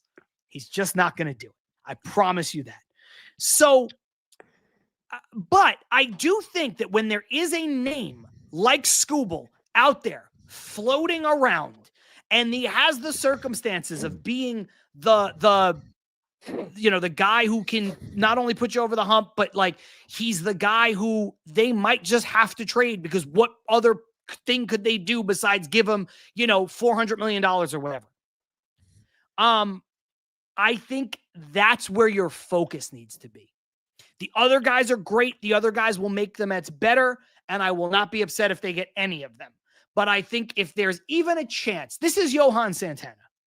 That's what this is. If there's even a chance, go get him. I think the Tigers are in an impossible situation. Impossible. And of course, Scott Boras is in front of that because he's the one driving this talk already a year out because he wants to get his guy as much money as possible, even though it's already been reported that the gap between the two was based off of an offer that was made prior to the start of this last season. So he didn't have, what will be a back-to-back Cy Young and an even better season in 25 than 24. But I think that the Tigers are in an impossible spot. What are they supposed to do? No matter what they do, they lose because you're either keeping him and trying to win and then watching him leave for a comp pick. You're not maximizing a return there, or you trade him and then you're basically waving the white flag to your fan base when you have been a playoff team the last 2 years and you're giving up the best pitcher in baseball while not even trying to attempt to sign him. Joe said it in the comments before. He said that if the Tigers should do everything to keep him, and they should. There's no reason why Tarik Skubal should not be a Tiger for life at this point. Do I question the potential of what he would get on an open market by the time he hits it at the age of 30? I do question it a little bit.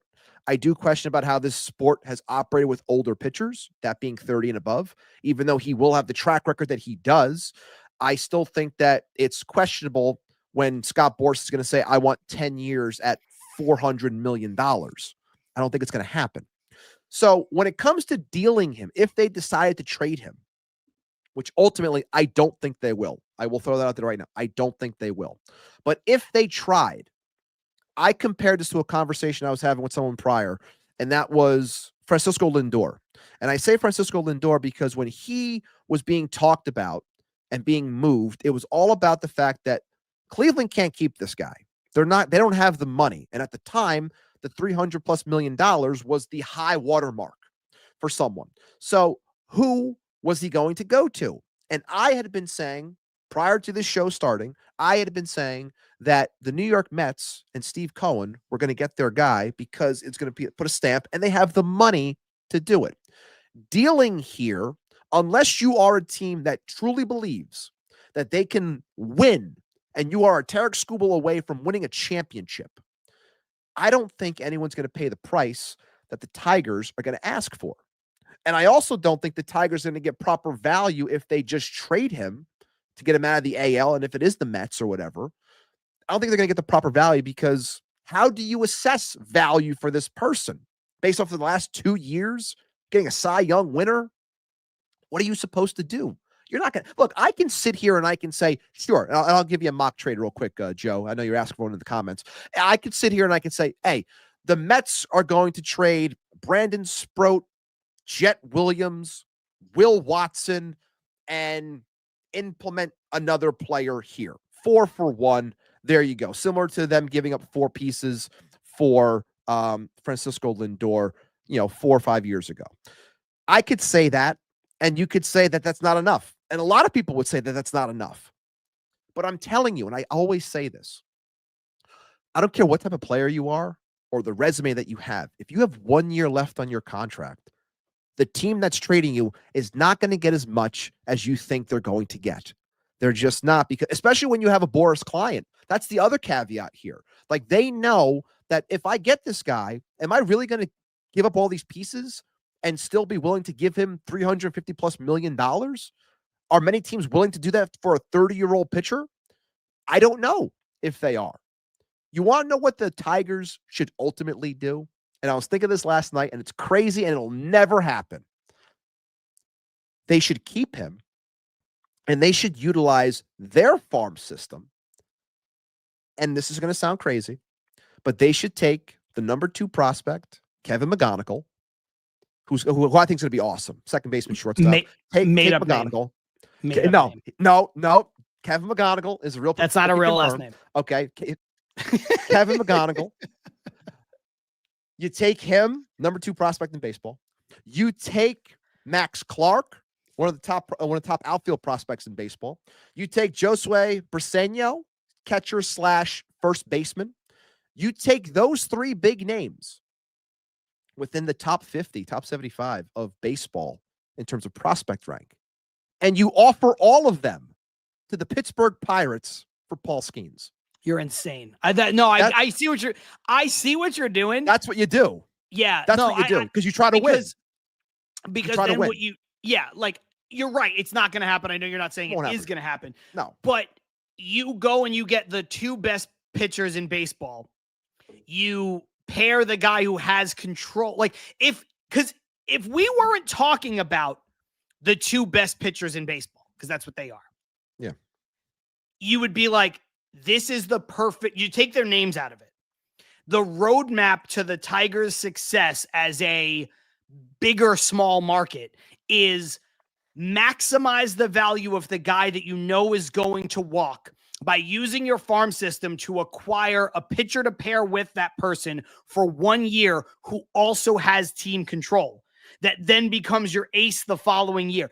If you take the names off of it, it's the perfect plan for a team that plays in a market the size of the Tigers. Despite the fact that, yes, I do see the comments about specifically the one from Armand. The Tigers ownership can afford to pay Skubal. They own the Red Wings and Little Caesars Pizza and are worth $6.9 billion.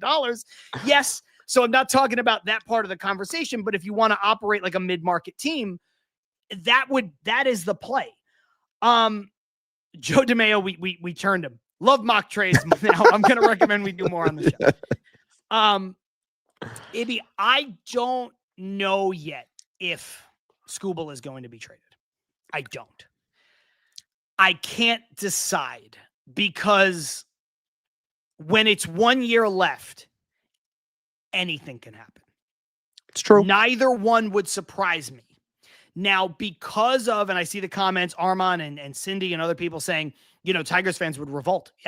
Yeah, that's a big reason why they shouldn't. And if he goes in free agency, which he probably will, he goes, and then you say, listen, this guy chased the money. You do that whole thing. Oh, spiel. Boris Klein didn't want to work with us, blah, blah, blah. Yeah. Called the Mets immediately. Called the Mets, the Yankees, and the Dodgers immediately, and didn't even talk to us. Whatever spin. So I don't know yet, but I do think, and I don't think this is like a hot take, I think the Mets will get one of the four people in that poll you mentioned. I think so too. I think they're either going to get Skubal, Peralta, Alcantara, or Ryan. I agree. I think that the two most likely to be dealt, I think, are Peralta and Alcantara. I think there's a coin flip, maybe like 60-40 or like 65% that a guy like Ryan gets traded. I think Ryan, I think Ryan is someone because of his control and what he's making. You don't like the Twins don't have to move him. They don't. They have to be blown away to move him. Yes. They could be more likely to move a Pablo Lopez because he's making like close to $20 million a year. Like that's one that I could see. And that's another one that I didn't have enough spaces. I would have added him as another potential because I would gladly take Pablo Lopez on my team because he would help this pitching staff tremendously. So that's another one as well. I agree with everything you said. I think Pablo Lopez, whether fairly or unfairly, I think he's a notch below the guys that we're mentioning. Maybe not a notch below Ryan, but I would take Lopez. He's obviously not Skubal. Nobody is. And I don't think he's Alcantara either. I could see the Mets trying for Skubal, not being able to do it, and pivoting very hard to try to get Alcantara. Now, I think if he was on another team, if Sandy was on a different team, not the Miami Marlins, I would say that's the most likely one. But I just think the Marlins are going to be a little cagey with the Mets. Now, I know they traded with the Phillies. I know the Marlins fucking hate us. The Phillies hate us. The Nationals they just hate us. So I just think it's a trickier thing because of the team he's on. But I think if you're going for ace stuff, contract that needs to be moved, team that doesn't want to pay him, it lines up to be Alcantara. I think he's the most likely. When I look at the minors and what, the Marlins have a glut of stud pitchers coming up soon. They could use some hitting.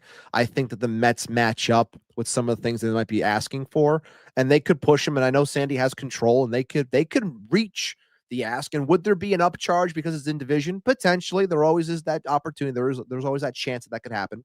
But I had thought that Sandy was always going to be that guy. And if it's not Sandy, I really think they're going to go after Peralta. I really do. I think Peralta is the guy that is one that fits this team. He's going to be 29. And also shout out to Tony Metro, I think it was Tony, who had recently said that, trading for someone like Peralta could also lead towards a trade and potential extension because he is older, 29 going on 30, coming off of a big year, might try to lock up a decent contract now before the potential lockout and not knowing what's going to happen there, lose another season. Like, that makes sense. And I agree with him in that overall idea, if you will. But of the guys mentioned, I think Peralta and Sandy are the two that I would be very happy with attaining this offseason to help further stabilize and get innings for this rotation. But like we did at the Open, I fear that Mets fans see this pipe dream and they are fixated only on this pipe dream where there is no guarantee that you could even get said player.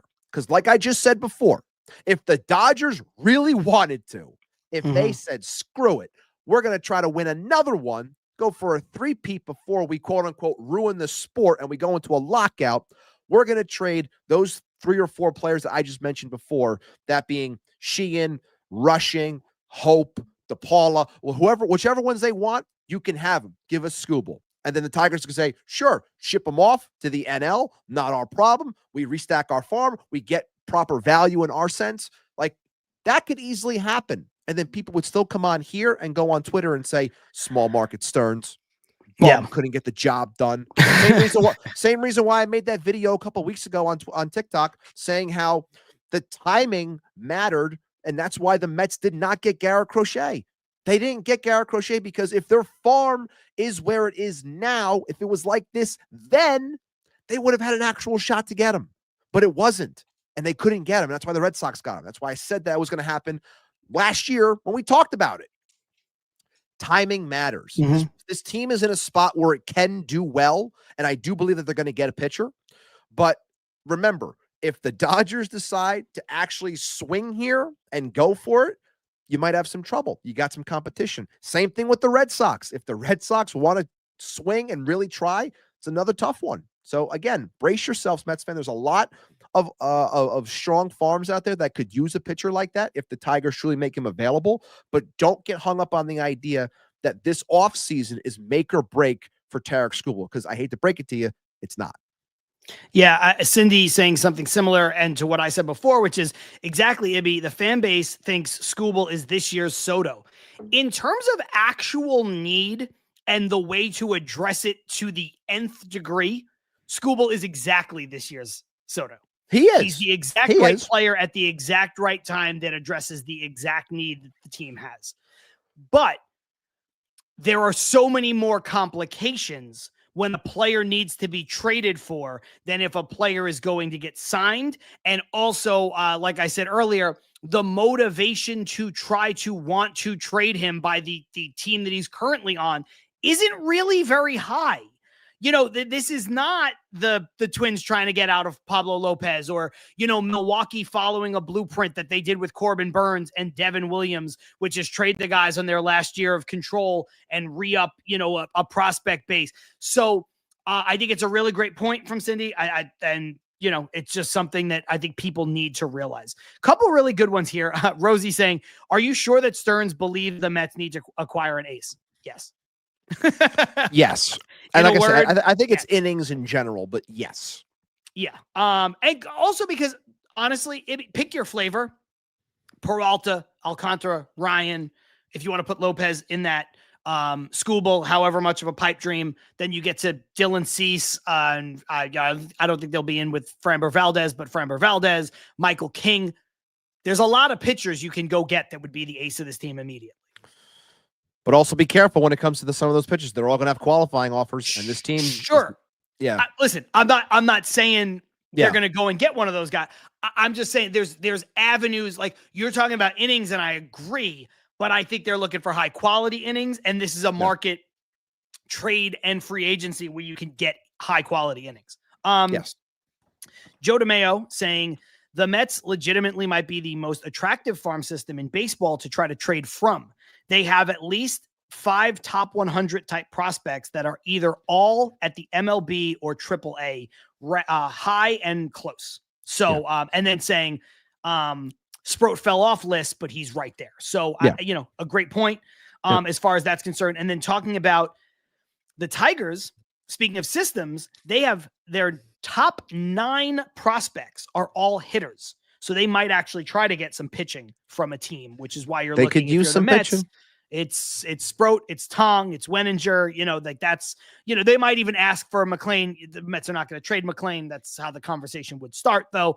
So there's a lot to, look into. There's a lot to dissect. Armand saying you can add Hunter Green. I'll believe that one when I see it. I know same here. They should not be trading him. Like if they want to sell high, if they want to sell high on Andrew Abbott, I would get behind that a little bit more. But you can't trade Hunter Green, and he's signed to a cheap deal.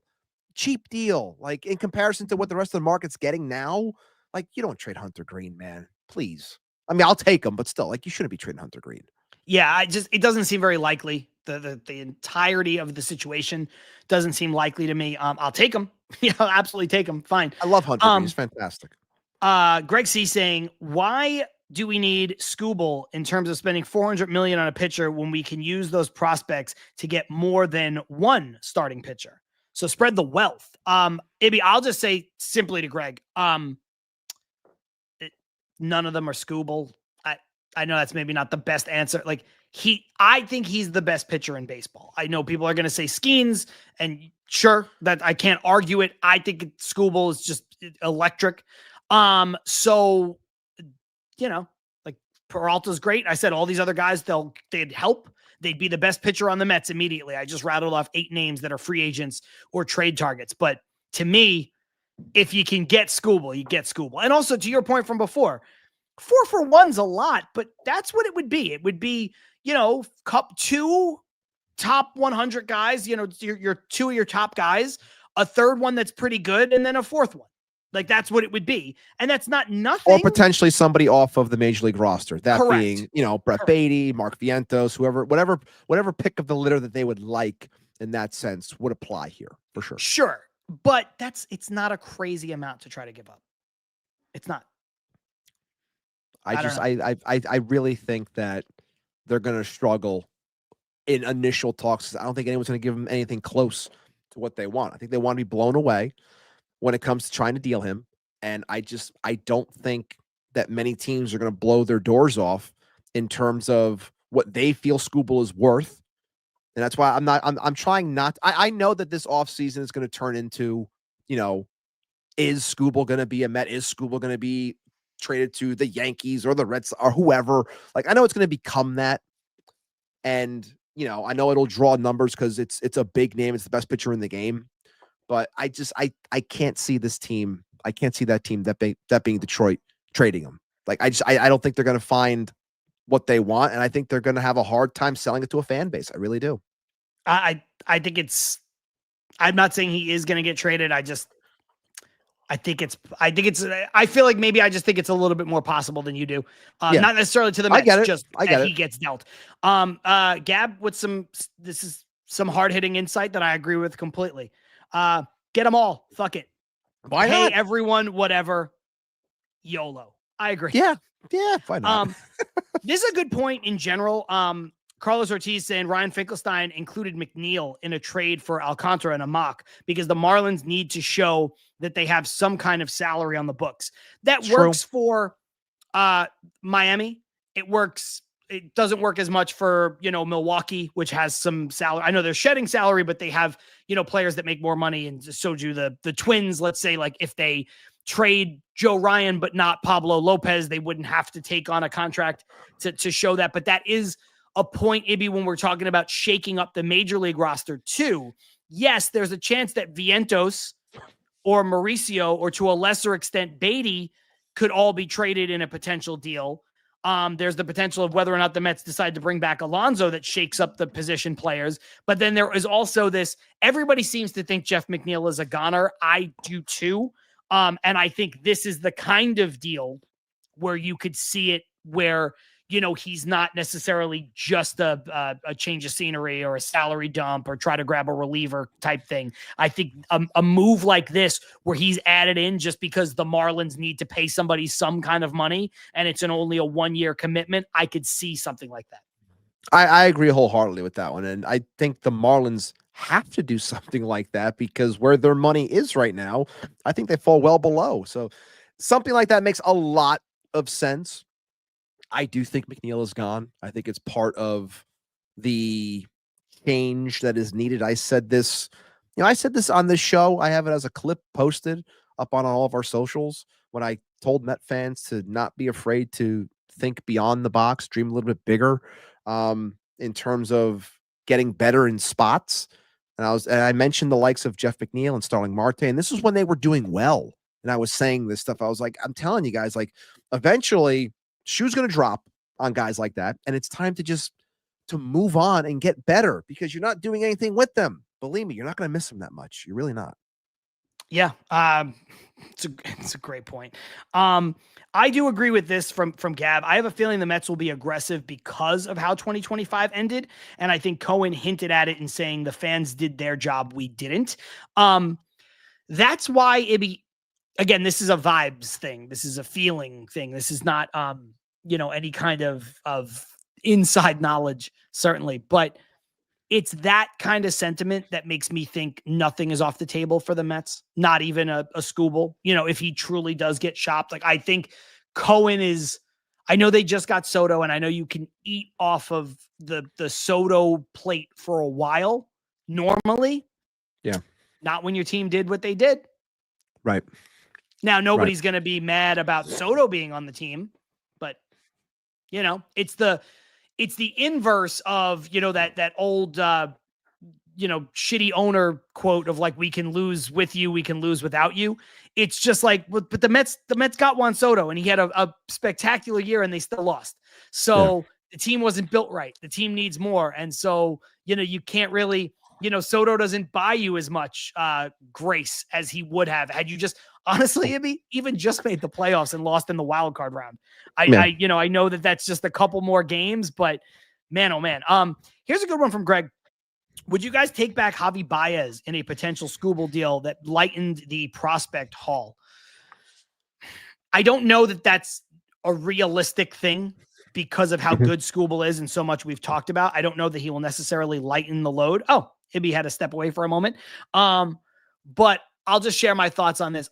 I would take Javi Baez back in a deal, especially if you're also going to trade McNeil. Like, I think there's a way to do it where, you might get a motivated Baez, he showed he could play center field. If you trade McNeil, he can play second base.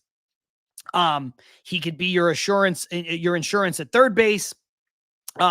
He has 2 years, $48 million left on the deal. I know, guys, I know that some of you are sour on him because of how it ended. I get that. I know that some of you don't like Baez simply because he's been it's been a bad contract for, he had a really great first half of the season. But overall it's been a bad contract with Detroit. But I would do it. I think he protects you in a way. It's a lot of money. Look, it's $48 million over 2 years. A lot of money. But again, the Mets need a short-term answer in center field, that can be Javi Baez. The Mets need a legitimate player that can play third base if you get a falter from Brett Beatty. Ibby, for the sake of, I don't want to repeat myself too much, but I want you to weigh in on this. So sure. Javi Baez has 2 years, $48 million left on his deal. Now, I was saying when you cut away for a moment that I don't think because of the nature of Skubal's deal and the situation the Tigers are in that even if you took on the money, you'd be lessening the prospect load necessarily in a traditional sense. I do think it would help, but I don't think it's gonna. The situation calls for a certain package, and it's not like you're taking them off their hands for free. But I just don't think it's as cut and dry because he's the best pitcher in baseball, and they don't really want to trade him. But I would take back Baez, especially in a situation where you also trade McNeil, because the Mets need a short-term answer in center field for Carson Benj. Maybe that's Javi Baez for a short term.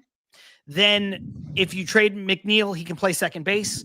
And I think one of the things we saw this year, and I hope it's not the case, but how many third basemen did the Mets try to beg and plead with to take the job? Now, I know at the end of it, it looks like Beatty's going to be the guy, and I'm not dumping on Beatty. He's now earned it. But if he has a slump and they wind up trading Mauricio, or, Mauricio's just not good and Vientos really shouldn't be playing the field at third base, like the Mets don't really have insurance there.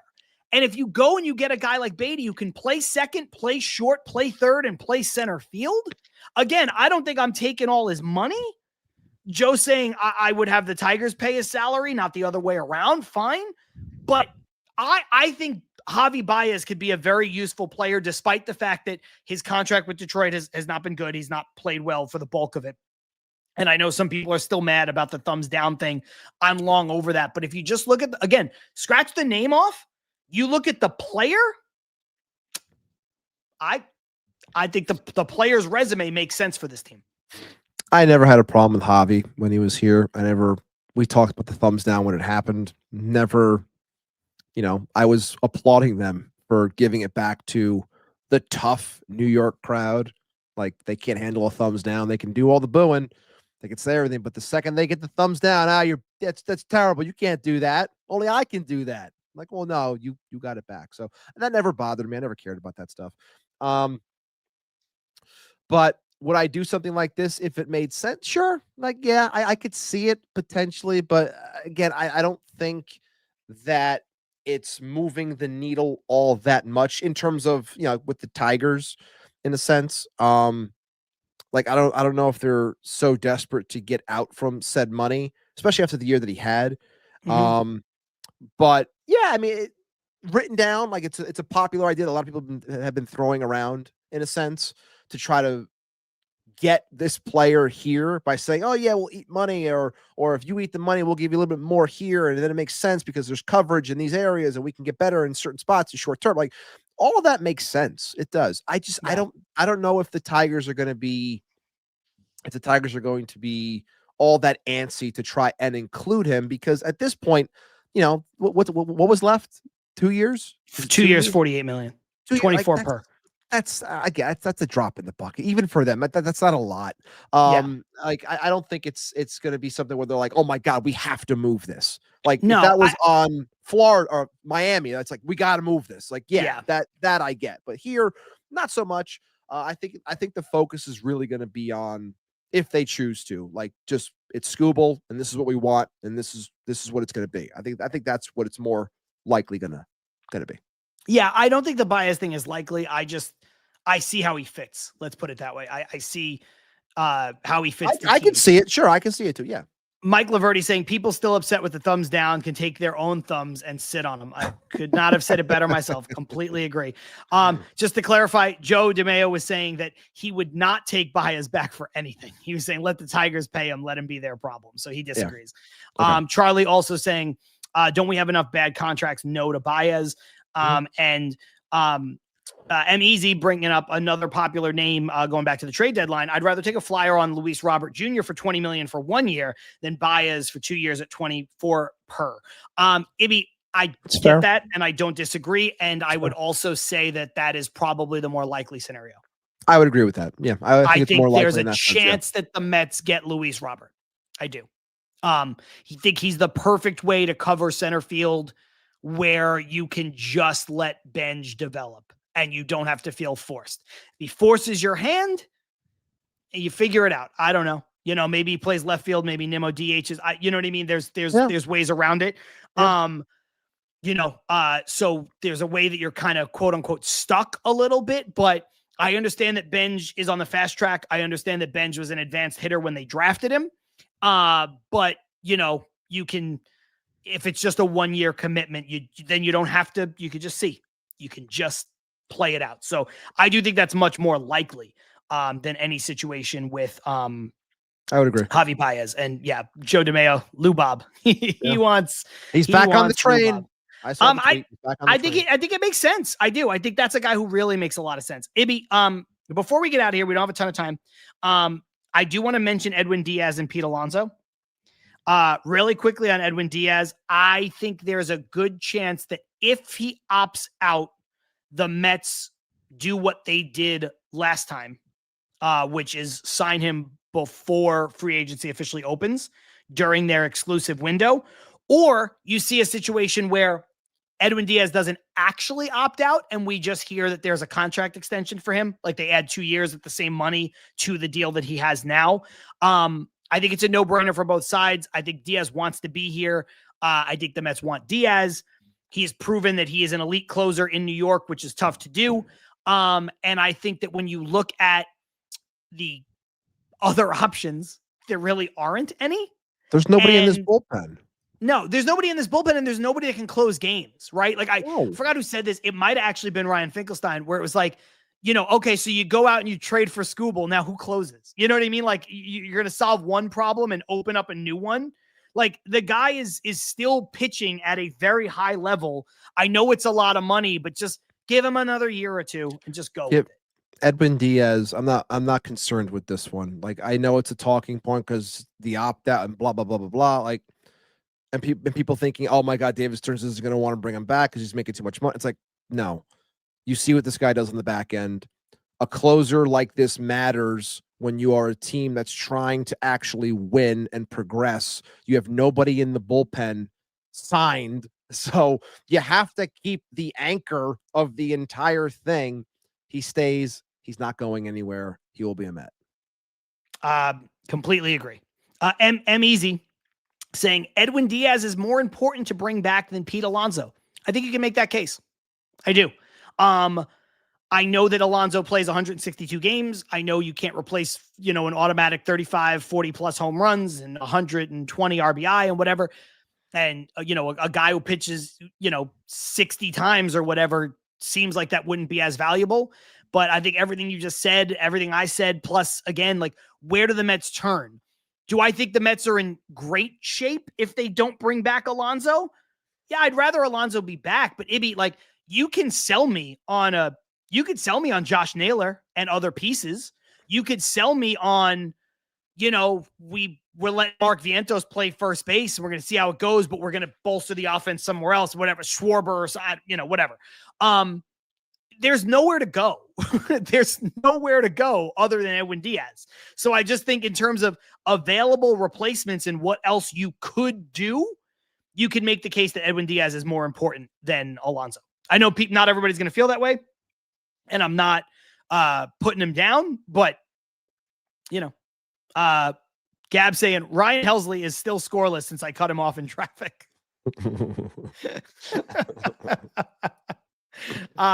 So Ibby, really quick, Gab thinks Alonso will be a Met specifically because of the last thing I said. Also, Beatty will be our cornerstone at third base. The last thing she is referring to was when she said it will be because of how the season ended and how Cohen kind of put the onus on the team. Mm-hmm. So, and Charlie with a kind of thought process, Alonso is simple. Sign Akamoto, who is the free agent Kazuma Akamoto, 29 years old, first base, third base, mostly. Very, very, very, very good hitter in Japan. I think the first player ever to be posted by the Yomiuri Giants. Yes. And so strikeout rate at 8.8% on pitches faster than 93. Whereas Murakami, who's the bigger name because of power, strikes out at a near 40% clip. 40%. Yeah. When massive hitters, when facing pitchers of that speed. And we know that in Major League Baseball, guys are throwing, if you're throwing 93, you don't have a job. Like you got to be throwing 97, 98. So yeah, Okamoto, yeah. I think Okamoto makes more sense for the Mets. I did see, like, look, I don't pretend to know what either of these guys are capable of. I'm not a Japanese baseball connoisseur. So I only know the things that we see and we read about. And, I thought Murakami made sense as a backup plan for the Mets with Alonso, but that stat that you just alluded to that I saw today also, which is, the 40% strikeout rate at what would be an average major league fastball, below average major league fastball, is insane. And I think that's going to be, so I think that makes a guy like Okamoto a little bit more attractive to the Mets. But that said, less power, like 15 less power. Yeah. But, I do think it's, I think I don't know if you're going to see this, Ibby, you might though, where what Charlie's saying, which is basically you're replacing Alonso knowing that you can bring Alonso back to be your DH. You know what I mean? Like, you're replacing him so that you're not stuck in the back and forth, which I don't think it will drag out nearly as long as it did this past offseason. But in other words, you're just trying to get out in front of it by saying, like, we're not going to wait for you forever and we're going to fix this now. But then you're giving Alonso probably $30 million a year and guaranteeing that he'll be your DH. Now, maybe that's what you want to do because you don't want him to play the field. But Ibby, $30 million, this is signing Nimmo to a center field deal and then moving him to left field. You know what I mean? Like, it's, you don't, unless they believe that this is the best way to maximize Pete. We're like, 100%. We're going to pay the money and we're going to eliminate the arm issues. We're going to eliminate, the fielding issues, the downfall. Like, yes, he scoops the ball very well. But I think the conversation, maybe this is too simplistic. I honestly think the conversation is going to come down to, Pete, we want you back. We want you to be here. We want you to be a Met for the next 4 years. We're going to give you $120 million, let's just say, as the number, just arbitrary number. 4 years, 120 to be our designated hitter. You'll sprinkle in at times when needed to give you first base, but it's going to most likely be like an 80-20 split in terms of DH versus first base.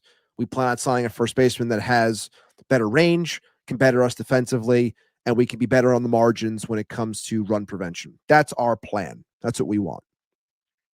And how he feels on that, I think, is going to dictate a lot of what happens here. If he says, look, so-and-so is going to pay me similar money and I get to be their first baseman, that's what I want to do. I think that's where the divorce may then happen, because the Mets don't want him in the field, or they want him in the field limited, and someone else is going to say, we're going to give you similar money, you're going to be our first baseman. And he might say, that's where I'm going. So I'm a fielder. I post up every day. I pride myself on my defense, and I'm going to go somewhere else and be their first baseman. Not a DH. I am not a DH. If that's what it comes down to, then I think that's the end of Pete. I think that's what makes it simple, cut and dry. Yeah. Joe DeMeo, mock contracts. Gab saying, I just threw a random number, Joe. Random number. Gab saying, give him the years. She's been on this train. And I just want to ask, what would be the cutoff in years for you, Gab? Because for Armand says what you said, it'd be 4 years, $120 million is the max offer I believe the Mets should make to Pete. Not will make, but that's his feeling, is that's the max that they should make. So which would then essentially be 5 for 170 if right. you count this year. Gab saying I would give him the years he wants. Sorry to have this conversation back and forth, but if there's the rumor out there that he wants 8 years or 7 years. 7 or 8 years. 7 years minimum. Would you give him 7 years, Gab? That question is to you. Anybody can weigh in on it, but I posed that question on our community page. That was our most recent one, and that was a overwhelming 80% to 20% across 60 votes or something like that. That said, if he wants 7 years and you're GM, are you giving him 7 years? 80% said no. Yeah. Look, I don't want to talk out of both sides of my mouth here. I'm with Gab in the sense, this. I don't care. It's not my money. So if you want Pete to stay, like, just pay him. Like, she's saying fine, 7, whatever, but why not? Like, I know he bettered his stock. I know he started to cut you off. Yeah. I know he bettered his stock this year, but he's a year older, and I still think there's going to be trouble within within trying to get him the contract that he thinks he deserves. And I don't think anyone else is going to give him what he wants. I don't. Yeah. And look, again, you're separating the fan from the, person who has the show that talks about this. Do I think the Mets are going to give him 7 years? No. Do I think the Mets should give him 7 years in terms of team building? No. As a fan, do I care if they get? No, I don't, because Cohen has so much money. It doesn't matter. I don't care. I will say this, Ibby, as a realistic thing. I think the Mets are really going to want to do 4 years at top value. I agree. I say something similar to what Henry just said, which is 5 is my max for Pete. I think if you told David Stearns right now that the Mets could have Pete for 5 years, 150, he would do it. I don't think that you can if you want 4 years, I don't think and you really want Pete Alonso back. If you want him at 4 years, I don't think you can let the 5th year be the deal breaker. Also because that lines him up with Brandon Nimmo's contract. They would both be up at the same time. So I just don't think you could have 5 be a deal breaker. But I think, if you really put a gun to his head, I think Stearns would like to have Pete back, but I don't think he cares. I don't. And I'm not saying that's right or wrong. I just think that he thinks he can maybe spend the money. Not that he doesn't want to spend the money. I think he thinks he can spend the money better and more efficiently than giving Pete Alonso, $30 million. I don't know how you feel about that. No, I think it's definitely possible. If that was the case, but I really think that, again, coming back to what I said before, it's going to come down to the distinction of what he's going to be, DH versus first baseman. I think that's really what a majority of it's going to come down to. And to the extent that people are talking about the years as well, I just think that 4 years, BRDH, this is the money that you're going to get. I think that's going to be the offer. And then he's going to say whatever it is he's going to say, and then it's going to go from there. And if that means bad, then the Mets are going to pivot and they're going to go elsewhere. I want to just ask you one more thing, because it's just about what you said, and then we'll get out of here, because there'll be plenty of time to talk about this Pete Alonso stuff. It's going to be all off season. When you said in your last comment before this one about like kind of signing him to be the DH and getting a first baseman too, or having somebody else play first base, do you think they'll get a first? Like, do you think if the Mets signed Alonso for 4 years, 120, do you think they'd go out of the organization and get a first baseman? Or do you think they're just going to say, like, Vientos isn't a great fielder, but he's younger and more athletic and has a better arm than Pete Alonso, so we can use that if he's a full-time first baseman? Or are you saying, let's get Alonso and let's get, Okamoto, or let's get Alonso and let's sign Josh Naylor too? It would be outside the organization, because you cannot sit there as David Stearns in a like you were in a funeral home with that end of season review and talk about run prevention as your number one thing, and then trot out Mark Vientos as a first baseman. Can't do it. No shot in hell. You have egg all over your face and you come across like a liar. And I don't think David Stearns has lied to us once, and I don't think that he would do that. And there's no reason why Mark Vientos should be trotted out as a first baseman. There's no reason why Mark Vientos should be trotted out as a third baseman. And I've said it before, and I'll say it throughout this offseason, Mark Vientos should be traded. But we'll talk more about that throughout the offseason. He probably should. Yeah, and for the people who are saying, like, no to Vientos, I'm not petitioning for that. I'm just asking the question because Ibby brought it up very specifically. Oh, in this situation, and you're going to be our DH, and we'll have a different first baseman. It's like just picking his brain. Who do you think will be the first baseman in that alternative? I do tend to agree. I think something like, I think the news of Okamoto becomes a real wild card. I do think something like, Josh Naylor, depending on the money, is possible, a very good first baseman. So, Ibby, this was really good. I'm really happy that we decided to come back early. There was a lot to cover, and, I think we covered it pretty well. And, we're looking at, over 2 hours, which I think is what you could expect when we've been gone for as long as we've been gone for. The plan is to now pretty much do shows every week. I know there's a week that you're going to be on vacation at the beginning of November. Yes, first week of November.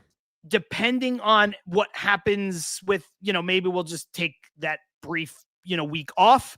Or maybe I'll do a show, without you, bring somebody else in, and we'll, have a good time with that. But we're back at it now. So, we didn't come back as a one-off and now wait till the end of the World Series. There's enough stuff happening. We'll talk about things. We'll get into it. And if there isn't a ton of Mets news next week, we'll just make sure we have some fun. So, yeah, I think it's going to be, Pantries, let's go 3 hours. Woo woo. No. Can't do it. But yeah, anything you want to say before we get out of here? I got nothing else. I'm excited to be back, pumped up for the off season, pumped up to talk ball, all that might go on. I think it's going to be a very interesting off season. A lot needs to be done. And I'm very curious as to how David Stearns is going to put all of this together. It's going to be fascinating to watch. And we're going to be here every week, or almost every week, to talk about it with all of you. You are all awesome today. And I look forward to talking more with you weekly. I love to talking more with you weekly. I've done that too. You just try to get that last word. You're like, what the hell was I just going to say? Anyway, guys, this has been an absolute blast. Like I said at the open, like I just kind of alluded to, we came back because we wanted to. We came back because we wanted to talk Mets. We wanted to talk to all of you, wanted to get back into the conversation. The break from the Mets was needed, but Ibby and I both felt like, I don't know, it was too long to take a break from the show. We're just like chomping at the bit to come back and talk about this stuff. So we're thrilled to be back. We hope you're thrilled to have us back, and really appreciate the kind words. Like, love the show. Hear from Jarrell, and thank you, Jarrell. Yeah, we'll have guests on. I know Joe DeMayo's in the comments. Probably have Joe on again soon at some point. Usually joins us at least once a year. We'll have Gab on. I know we've been talking about getting her on the show.